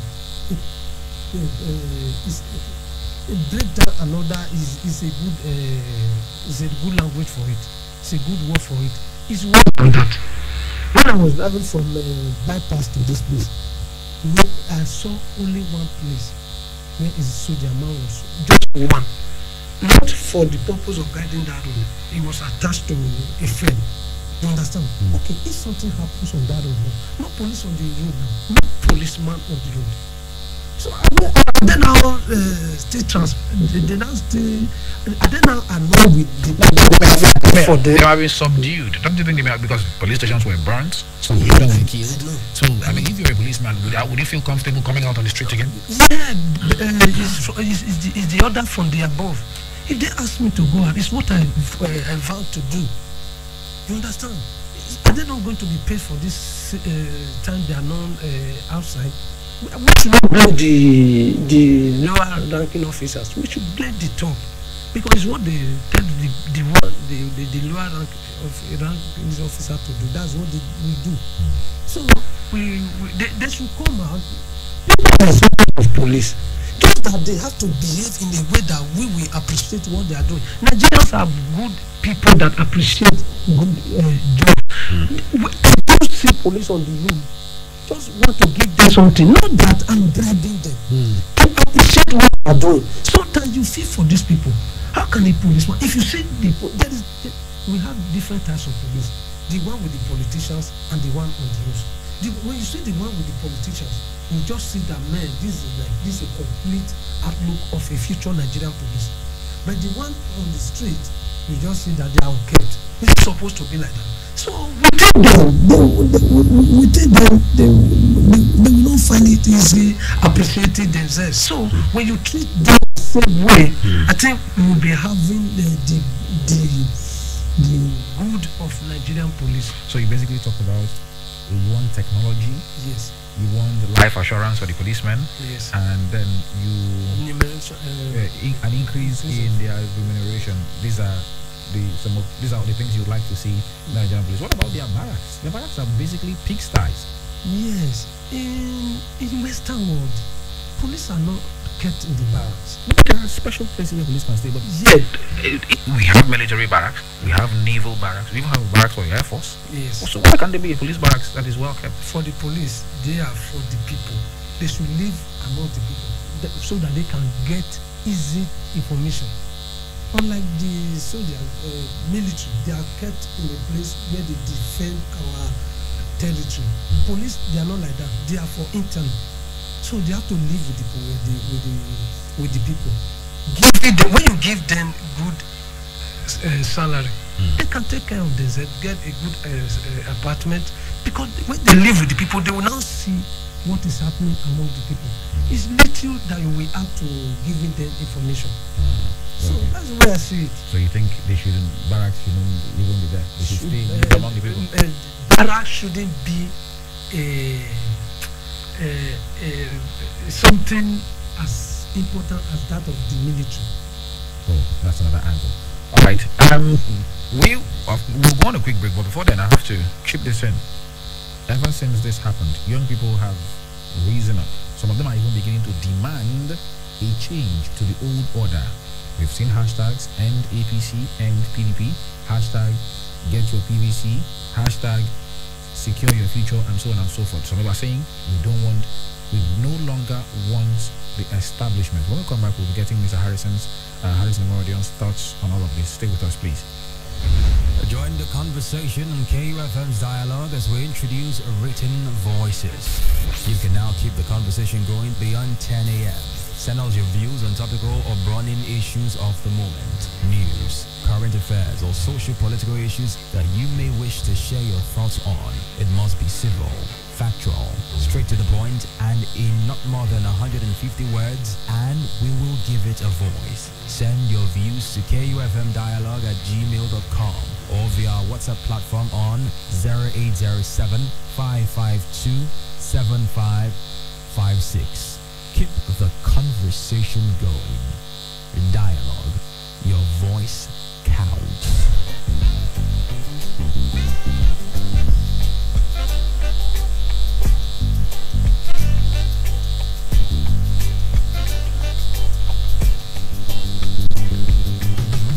Welcome back. Of course, it is still Dialogue live on 92.7 KUFM Benin City, and I'm still here with Mr. Harrison Memorial.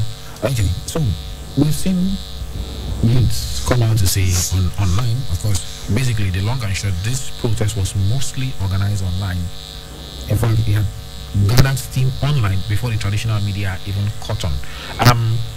We've also seen youths come out online to say Youth Democratic Party. I don't know if that is now an official party. I'm yet to get a word from INEC yet, but they're already muting the idea and saying it's time for us to send the youth into public office, the public space. We don't want PDP, we don't want APC, we want to dominate the public space. First off, how possible do you think this is? Yeah, politically. People can aspire. It's not that easy the way they think it is. If the parties, to me, I want Nigeria to have two-party system. It's happening elsewhere, so we should. But we already have something like that. Not two-party system. We are still. No. Even the United States has two major parties and so many fringe parties. Yes. That's basically the same thing here too. But the one that is more recognized, I think we have PDP and APC. But for the youth to come out to have their own party, it's not going to be an easy thing.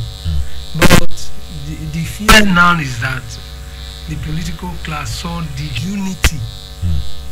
This time, no tribe, no religion, no, my brother, everybody spoke with one voice. So, if this party now want to get it right, they have to incorporate this youth into, because they still have to. The problem we are facing in Nigeria is the system. We don't have a structure. The structure we have is the structure of 19 date past million years back. That is the structure we have. We don't have a structure that will see Nigeria in 30 years time.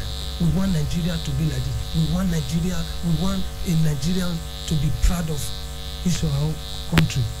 We don't have that. So for the youth, if the youth sees any party that says we want to come out with not more than 15 years as a president, and they should allow the voice of the masses to speak. Where we are getting it wrong now, politicians will just say we want Charles to be there. No other voices will count. As far as me, as the godfather, have said I want Charles, so be it. But we are not comfortable with that. We know people that are good in our community. We know people that can manage us. So throw it to public domain. Put it online.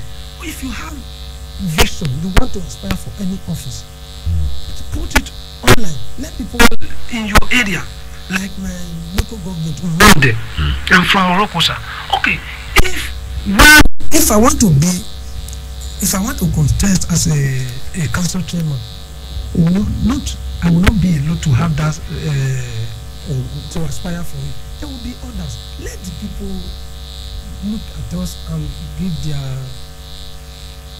their mind. But here, where the political class are getting it wrong, this one have said and let it be. No, that is what the youth are against. If any party comes now and says we want to bring a youth out of the one that have been existing, not that they have not given chance to the youth, like the Minister of Works now is Fashola. Fashola was a governor less than 40 or a little more than 40, and Nichi too. So we've had. The youngest set of governors we had in the country was the set of 1999, right? Yes. When Duke was governor, I think he was 36 years old or 37 years old when he became governor of Cross River State. Yeah. You should see that. So since then, we've barely had anybody less than 40 years as governor. But I was going to come to the question: being a youth, does it automatically guarantee you'll be good in public office? No. If you don't have a structure, even if you bring Obama to Nigeria, he will not perform because there's no structure. If you have a structure, if it's a place where institution works, how can I commit a crime? Because I know IG, because I know commissioner of police, when the policeman arrest me, a cop come, leave him with my boy. Just kill the institution of the police. Let the law take its course. Let police do their work. Establish with judiciary. But those systems are not working in Nigeria. When the policeman arrests you now, you get to bargain. If I write a petition to the police now, over certain issues, the next thing they will do, they will be charging me. It's not supposed to be so. So in the institution, if there is a structure, a good institution, where institution, police institution, judiciary, all of them are doing their work. Then I think so it's the system. It's the system. Okay. Are we seeing a renaissance, a reawakening, a reawakening interest in socio-political issues on the part of the Nigerian youth? Because before now, we used to say, they are lethargic, they are lazy, they prefer watching Big Brother, they're not interested in what is going on. But now that, are we seeing that happen? I think if your answer is yes, what do you see in the future, in the near future, in the next 3, 4, 5 years? Yeah, do you know that our youth are so silent because they can, when you push a goat to the wall, the goat will have to fight back. Nigerian youth are so silent, like you saw what for Fela Nicola, late blessed memory, said when a policeman slaps you or army man will wipe your face, you go laugh over it and smile. So that was the youth. They feel they were comfortable. You go out there, you see the maltreatment of another color, racism. They don't know the importance of your home. So many youth have traveled out. They saw that the best place for them to be and make their names is home. Charity begins at home. That is what caused the awakening. So I believe in future, starting from 2023, I think they will get something better. Okay, so I had this conversation with someone else, and he said a more viable option instead of floating a youth party would be to join one of the existing parties and start the reforms from within that party. How do you see that? If you listen to my analysis, I said if these political parties we have now, majorly PDP and APC, they will re-strategize like what the government is doing now. He said he's going to give 60% to the youth in his appointment. So,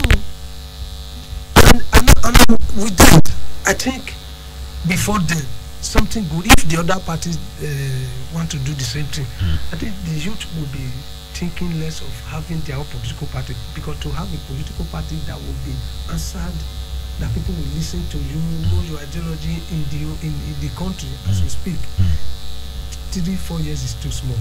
So that is the only way they can work with the party, and the party will make sure that they are going to bring out, and they are going to allow the youth to bring out somebody. Not that the youth, they're just clamoring to be the head. If you give them chance, we have the people that are good in our country.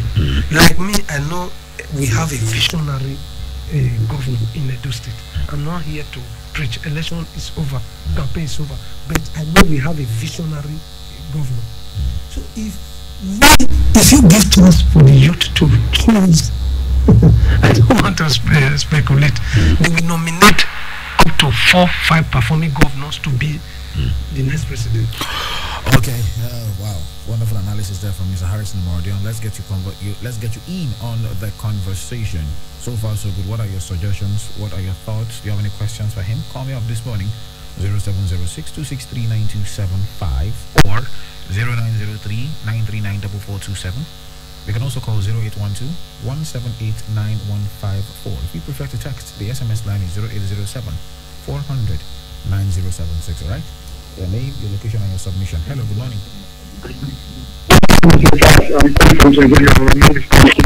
It was Ike. Okay, Ike from St. Saviour. Please, you're welcome. Go ahead.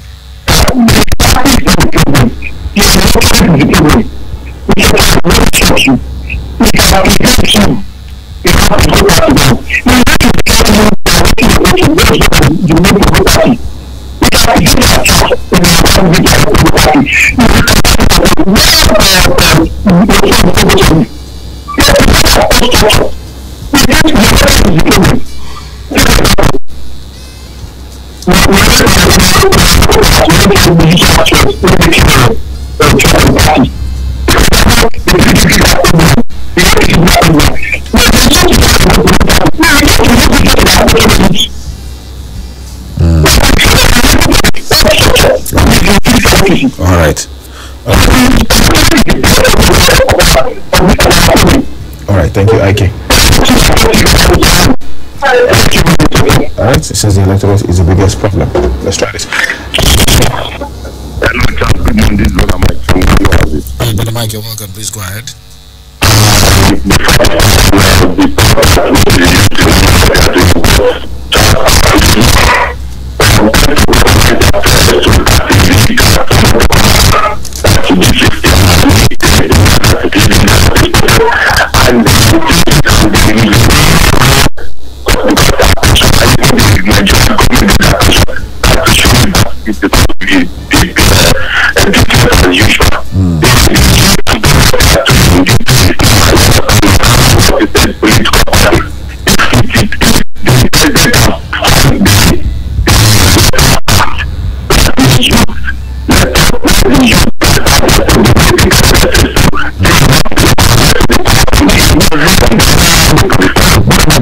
Already started not too young to run bill now into law.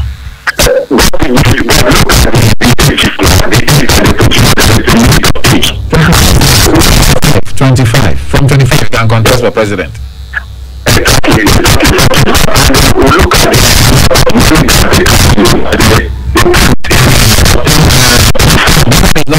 That one is not the law. That one is the political parties that are 6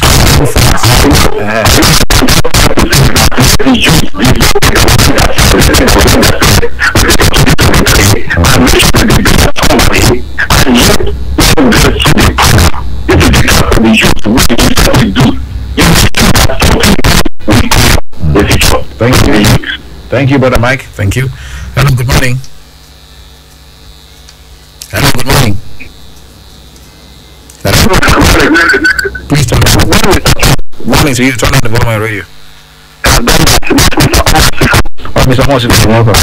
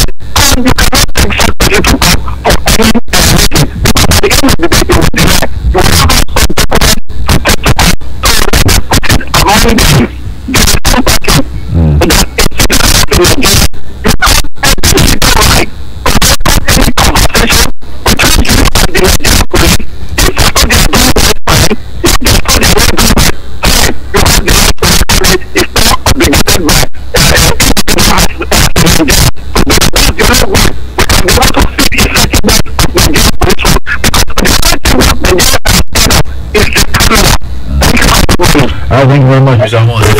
Okay, do you want to react to anything that has been said so far? Yeah, I'm in line with what Thomas just said. Yeah, I think I listened to him yesterday in another platform. So, what he said, I think I'm in line with it. If you look at my analysis, it boils down, it's still almost the same thing that if we are doing something here, the authority, the center, if a policeman stops a citizen, whatever he does with that citizen, it will reflect in their station. You understand? So that's where that body so because he was saying, if the law can permits not like stipulates that any action or transaction or encounter you have with the policeman, you can legally record it, film it, either audio or audio visual. Then of course that's the way forward. Because I know somebody here in this office who was beaten up by policemen because they started recording an illegal acts that they were doing. Oh, it has happened to you? Yeah, in Lagos, in front of First Bank, Limosho, Ebeda, roundabout. Okay, wow, that's not good. Okay, let's continue the conversation this morning. 0706-263-9275 or 0903-939-4427. What about the man who says the electorate is the problem in the country, not even the youth? That is IK from when there is good structure, I don't believe electorate we have option than to comply with the new structure. Okay. Hello, good morning. Very fine, thank you very much. What's your name? Where are you calling from?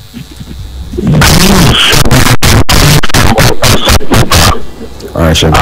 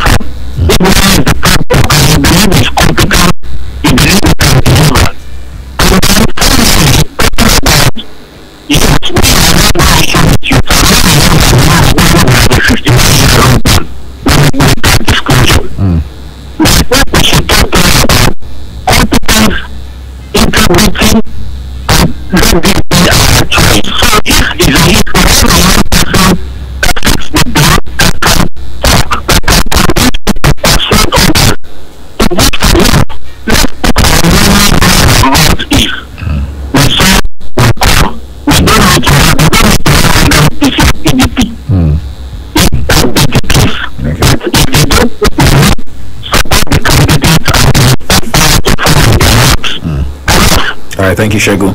Thank you very much for your thoughts. We appreciate them. All right, you heard what Shegu said. Yeah, I think I'm with him because if you want to serve the you said in 1999 set, remember? Then in 1999, we just took power from the democracy, took power from the military. After fighting, Abacha died. They continued fighting until General Abdulsalami Abubakar said, "Okay, you know what? It's okay. We'll hand over power to the civilians." And now we had people who were, while the military were in charge, they were still building their own political structure and demanding that they must come. And when they said, "Okay, we call elections," I think there were two parties then, PDP and APP, People's Party and People's Democratic Party. And we saw a young set of governors, like he pointed out. There was James Ibori, Lucky Benedion, Donald Duke. It wasn't Amateur. In Imo we had Ashike Odenwa. These guys are still very much active in politics because they were very young then, and they're still active. Some of them are not even up to 60 yet. So we said power is taken; it is not given. I agree with him because most of our people now, if you want to be known in your society, give. Don't always think of what to gain in the country. You give, you do your community service, give it to the people. Not just, there are a lot of ways you can let people know that. Not just to give money. Go to your community, see what you can do. Even outside inside the city, see what you can do. You know, so many times I will park and start controlling the traffic. I'm not trying to exonerate myself. Other people should be emulating such. I work with a girl that cleaning the street with young, vibrant undergraduates and graduates. Before the COVID-19, last Saturday of the month, we go out, clean those strategic places, Ring Road, the B-Way, that deck that was in B-Way, removed it, all those things. Okay. Community service, Nigeria is the best country I've been to in the world. This is a land that flows with milk and honey, not Israel. It's Nigeria. We have everything. All right. This person says it's good for the youth to form political fronts, but there is need to do away with greed and self-aggrandizement. Are the youth prepared to shy away from the old order? Thanks, Andy Akideno. That's a very important question. Alright, but we're out of time. I must thank you sincerely, Mr. Harrison Amodio. Thank you very much for coming this morning. Hopefully we see you in future again. Thank you. I appreciate it. Okay, this is where we end this morning's edition of the program. My name is Charles Opperum saying thanks for listening. Join us tomorrow for another wonderful edition. Good morning.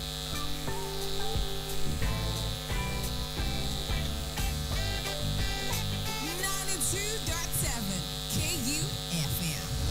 Join the conversation on KUFM's dialogue as we introduce written voices.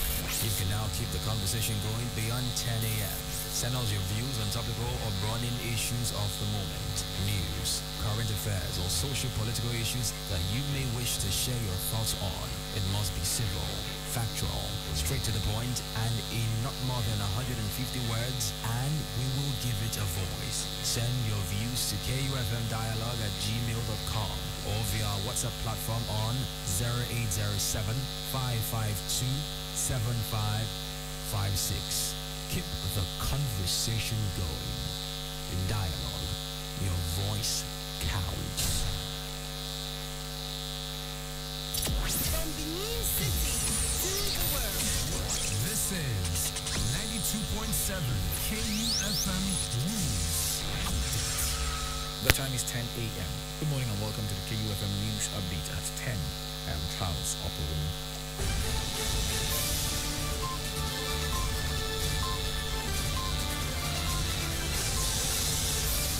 The Edo State Police Command has paraded 126 suspects for their involvement in various offenses, including 10 of the 1,993 inmates that escaped from 2 correctional facilities in Benin City. Also paraded were suspected looters of private warehouses, arsonists, car snatchers, among others.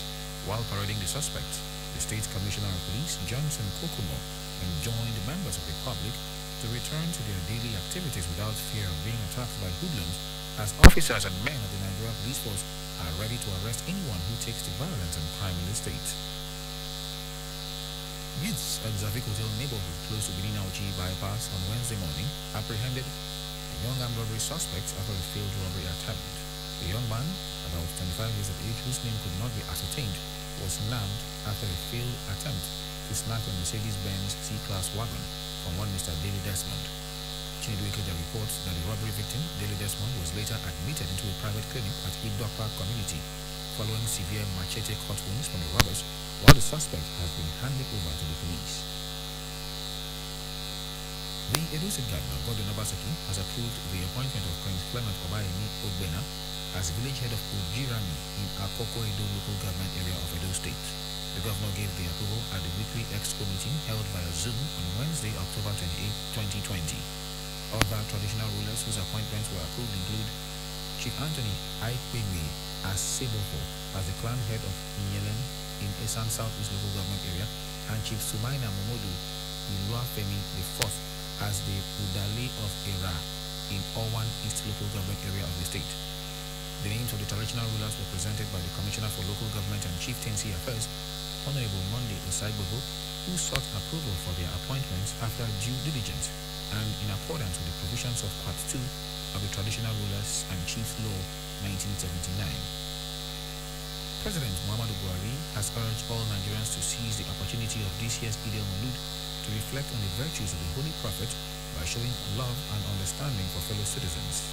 He also urged Nigerians to avert the second wave of COVID-19 in Nigeria, saying the nation's economy cannot bear another round of lockdown.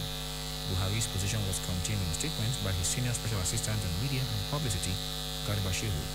On the COVID-19 pandemic, Buhari noted that the country has so far managed the problem successfully by keeping the numbers as low as possible. And finally, on the news update this morning, the meeting between the federal government and the Academic Staff Union of Universities was deadlocked on Wednesday as they failed to agree on the payment platform to be used in disbursing the salary arrears and the 30 billion naira earned allowance of the university lecturers.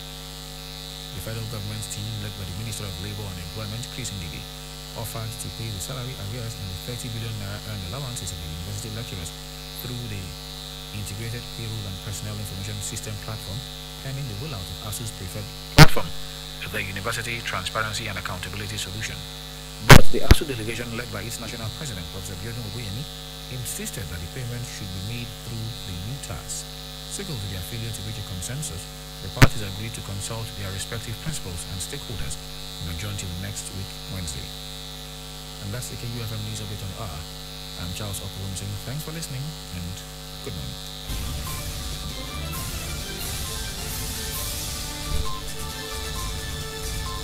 92.7 KUFM. Hello and welcome to another informative segment on radio. I've got here with me Mr. Ramsey from Cisco Computer Limited. Welcome, Mr. Ramsey. Please go ahead. Thank you. It's yet another great era and time. The beginning of a new era for our lives.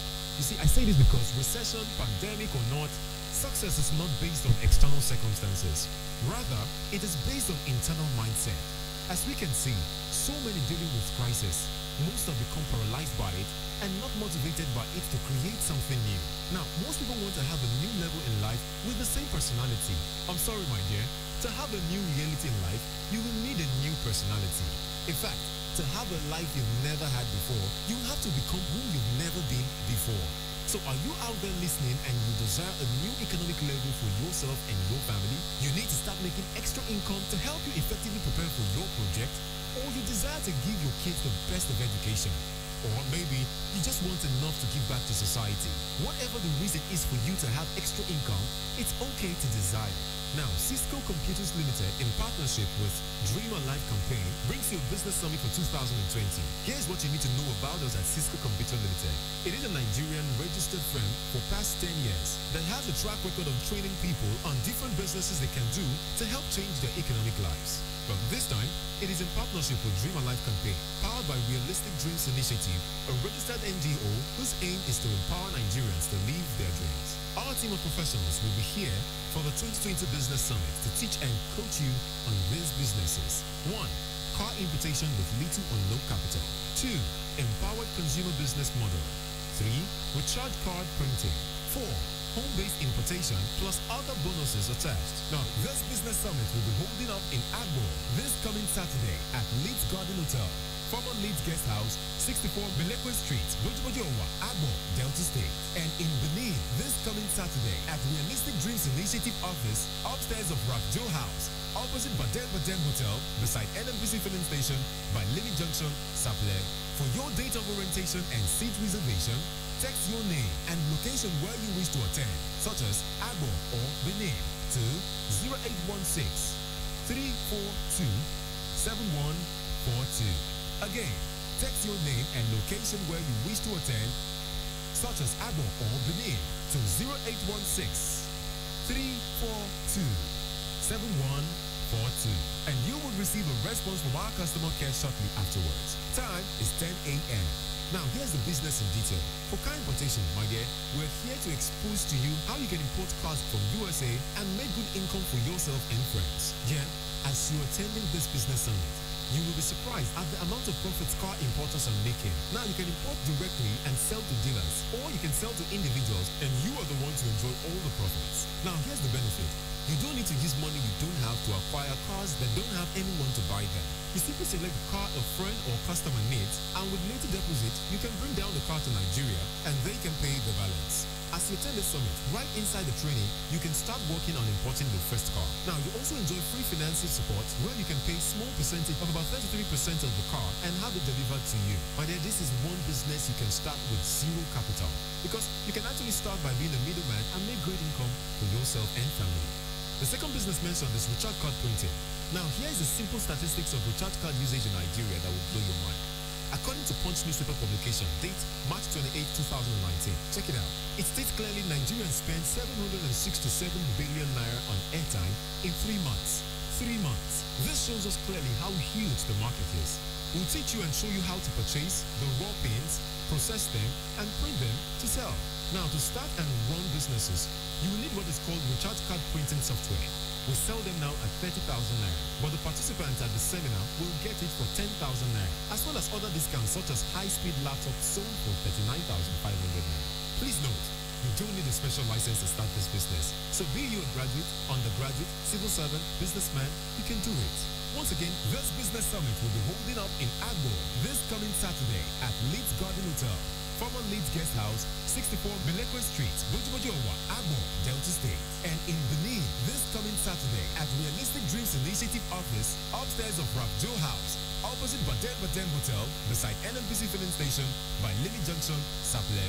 For your date of orientation and seat reservation, text your name and location where you wish to attend, such as Agbo or Benin, to 0816 342 7142. Again, text your name and location where you wish to attend, such as Agbo or Benin, to 0816 342 7142. And you will receive a response from our customer care shortly afterwards. Time is 10 a.m.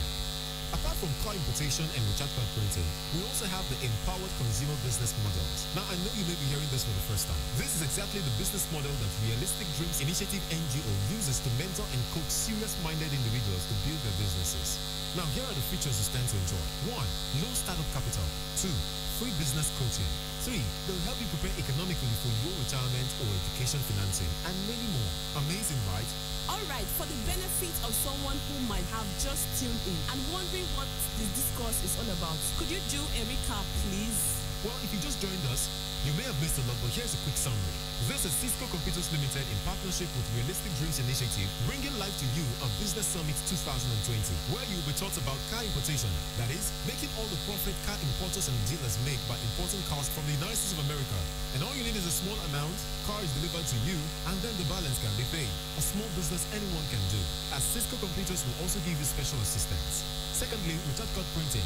There will teach you how to print your own recharge card. Now remember, recharge card printing software at Cisco's computer sells for 30,000 naira, but we'll be giving it out for 10,000 naira at the summit, plus our high-speed laptops that goes for 39,500.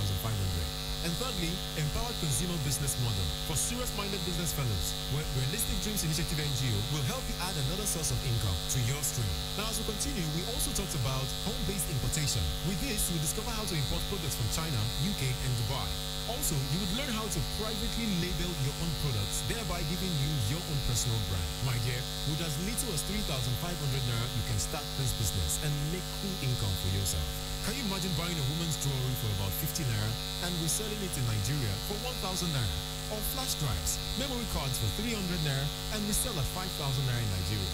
That's what we're talking about. With a little startup capital of 2,000 naira, you can make so much importing your own products. This business summit will be holding up in Agbo this coming Saturday at Leeds Garden Hotel, former Leeds Guest House, 64 Melekwe Street, Bojubojowa, Agbo, Delta State. And in Benin, this coming Saturday at Realistic Dreams Initiative Office, upstairs of Rapjo House, opposite Baden Baden Hotel, beside NNPC filling station by Lily Junction, Saple. For your date of orientation and seat reservation, text your name and location where you wish to attend, such as Agbo or Benin, to 0816 342 7142. Again, 0816 342 7142. And you will receive a response from our customer care shortly afterwards. Time is 10 a.m. Alright, could you share with us materials participants will get at the summit, and how much is the summit fee? Now, when you come, you get our discounted products, which is a video classic CD that contains 2 videos on how to convert a simple UPS into an inverter with no experience in electrical and electronics. 2. 4 videos that teaches you how to mount and connect CCTV cameras and monitor them anywhere. You will learn them and make cool cash mounting it for others. 3. 5 videos on how to build a solar power system. And 4. 7 videos on how to bake cake. All this for just 2,000 naira. Now, after hearing this, one wonders what will be the cost to learn all the 3 businesses. There, with just 3,500 naira, you are covered for all the businesses. Now, we'll be giving you manuals, printed form, and CD form, all free of charge.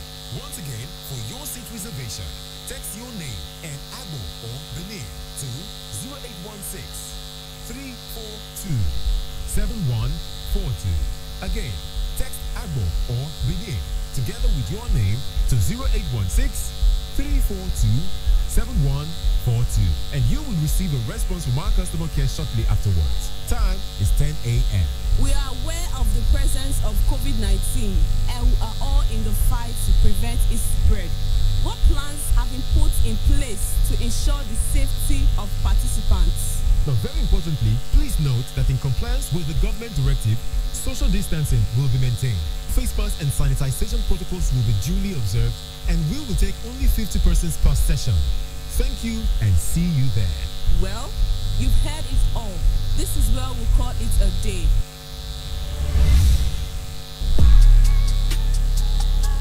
Hello, entrepreneurs, business owners, and organizations. KUFM 92.7 has an impressive and constantly expanding number of followers online. You can now advertise your goods and services on KUFM's social media platforms: Facebook, Instagram, and Twitter.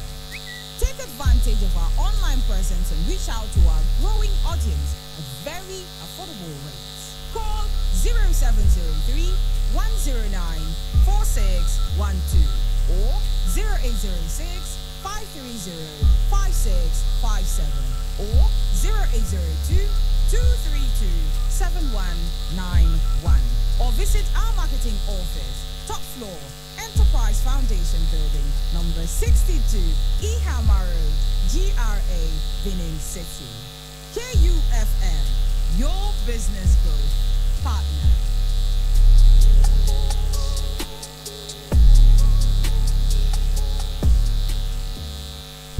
1,000, 2,000, 3,000, 1 million, 2 million, 3 million, 600 billion, and the last kobo. Oh yes, we follow the money. It's all about the business and the business of business. The gains and the losses. The bulls and bears.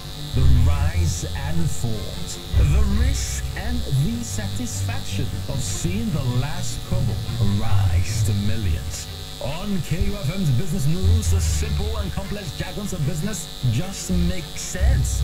Get the trending news on the morning market, forecast, investment opportunities, policy changes, and other breakout information on the ever-busy world of business. KU Business News, Monday to Friday on our news dawn, 6:30 to 7 a.m. Plenty there to win for the 9 Mobile Mega Millions promo. 90 people go home at 1 million naira every day for 90 days. 2 people go win smartphones every hour, every day. The one wey fit pass na the 10 million naira grand prize. If you no be 9 Mobile customer, move from our side or buy a new line. In addition to the plenty millions and smartphones, we go sama you with 1 gigabyte plus 500 naira airtime instanta plus up to 100% data bonus for 1 year. Recharge 200 naira and above. Make you for the win. Promo starts August 10 and ends November 7, 2020. And is approved by FCCPC. 9 Mobile. Do you have what it takes to be the first ever Nigerhood Rep reality TV star and walk away with a whopping sum of 20 million naira and a brand new car? Or come in second place and win 10 million naira? Or even third place and win 5 million naira? Download the Nevada Bridge TV mobile application from your Google Play Store or App Store and subscribe for only 750 naira. Fill out the form within your app or your mail and submit. Make a video of no more than 45 seconds telling us your name, age, occupation, the hood you rep, and what qualities you possess to rep that hood. Send your video via email to submit@nigerhoodrep.com. For inquiries, please call 090-2000-4422. To serve with heart and might, one nation now in freedom, peace, and unity.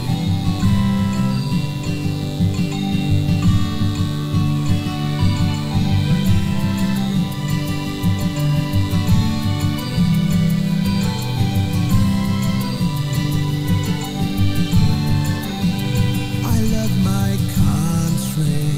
I love my home. I love my nation. Nigeria, land of my future, land of my past, land of great promise. Nigeria, Nigeria, home of everyone. Nigerians are bold and beautiful. One nation, tall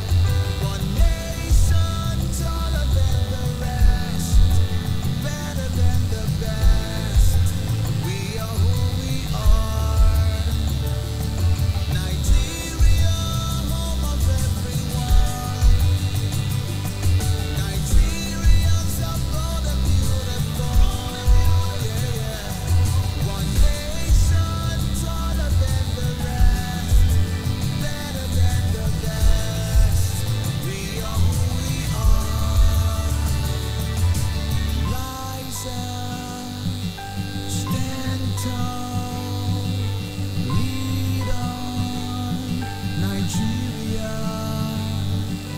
Rise up, stand tall, lead on, Nigeria.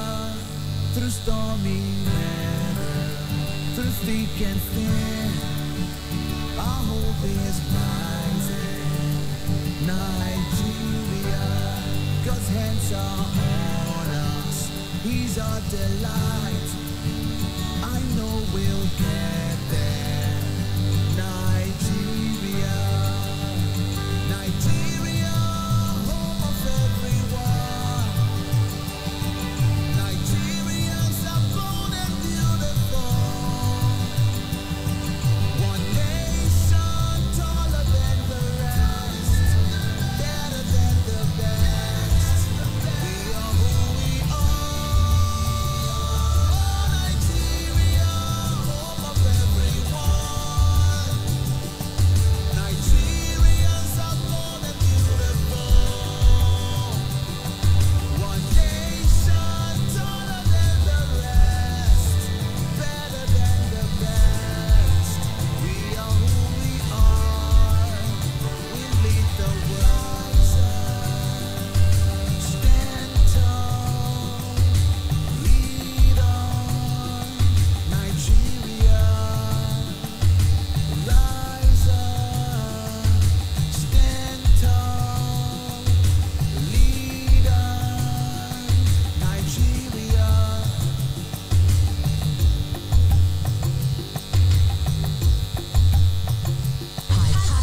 Listen to the music, relax, and have fun. On 92.7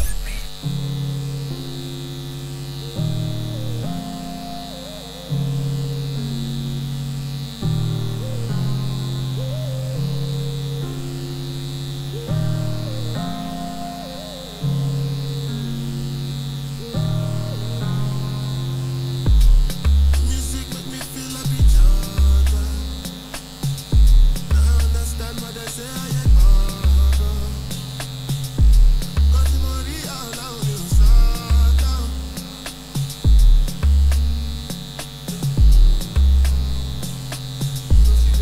Music make me feel like each other. I understand what they say, I ain't harder. Got the money all out in Sata. Anybody listen? Money on top of my head and body feet. Congrats, I jump up. Don't talk and then come to that. So what's the jacket? It's a map. On the lap, on the card, my album. Not just anyone. Right like I am and I've been working. Don't go to like say I don't deserve them. Defend myself and I fear no one. You could be giving me plenty money. Give me plenty money. Hypocrite pentagon with the pretended money. Don't talk with them from me. Them my identical to the devil gone. I just sit down what about me. But then me kill up on me. I go be all I can be. All who have on about me. Music make me feel like each other. I understand what they say, I ain't bothered. Got the money all out in Sata. Anybody listen? Money on top of my head and my feet. And if I try me, then go. Music make me feel like each other. I understand what they say, I ain't bothered. Got the money all out in Sata. Anybody listen? Money on top of my head and my feet. Boy, no matter what them can't put, what them can't prove, what them want to kiss them off. Give you my food, then you got to get in charge. Like you put a big man, got to pass it. Feel like I'm coming from my uncle. My arrival come from the cycle. Come inside, go, I don't tell you what I might do. But you let me make me break that up, I'm sliding. Because they give me plenty money. Give me plenty money. Hypocrite plenty gun with the pretended money. Just to prevent them from me. Them my identical to the devil gone. I just sit down what about me. But then they kill up on me. I go be all I can be. All who have on about me. Music make me feel like each other. I understand what they say, I ain't bothered. Got the money all out in Sata.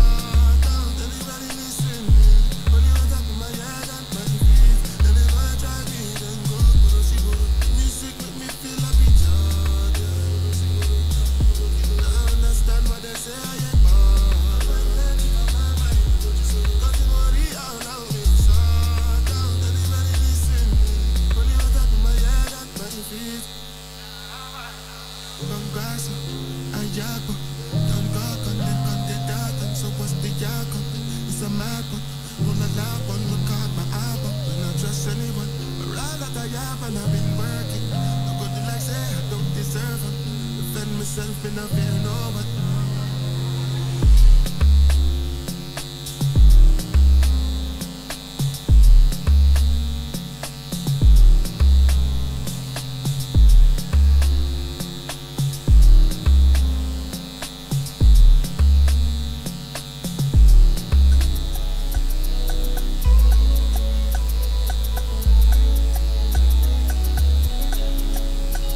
It's your boy Easy.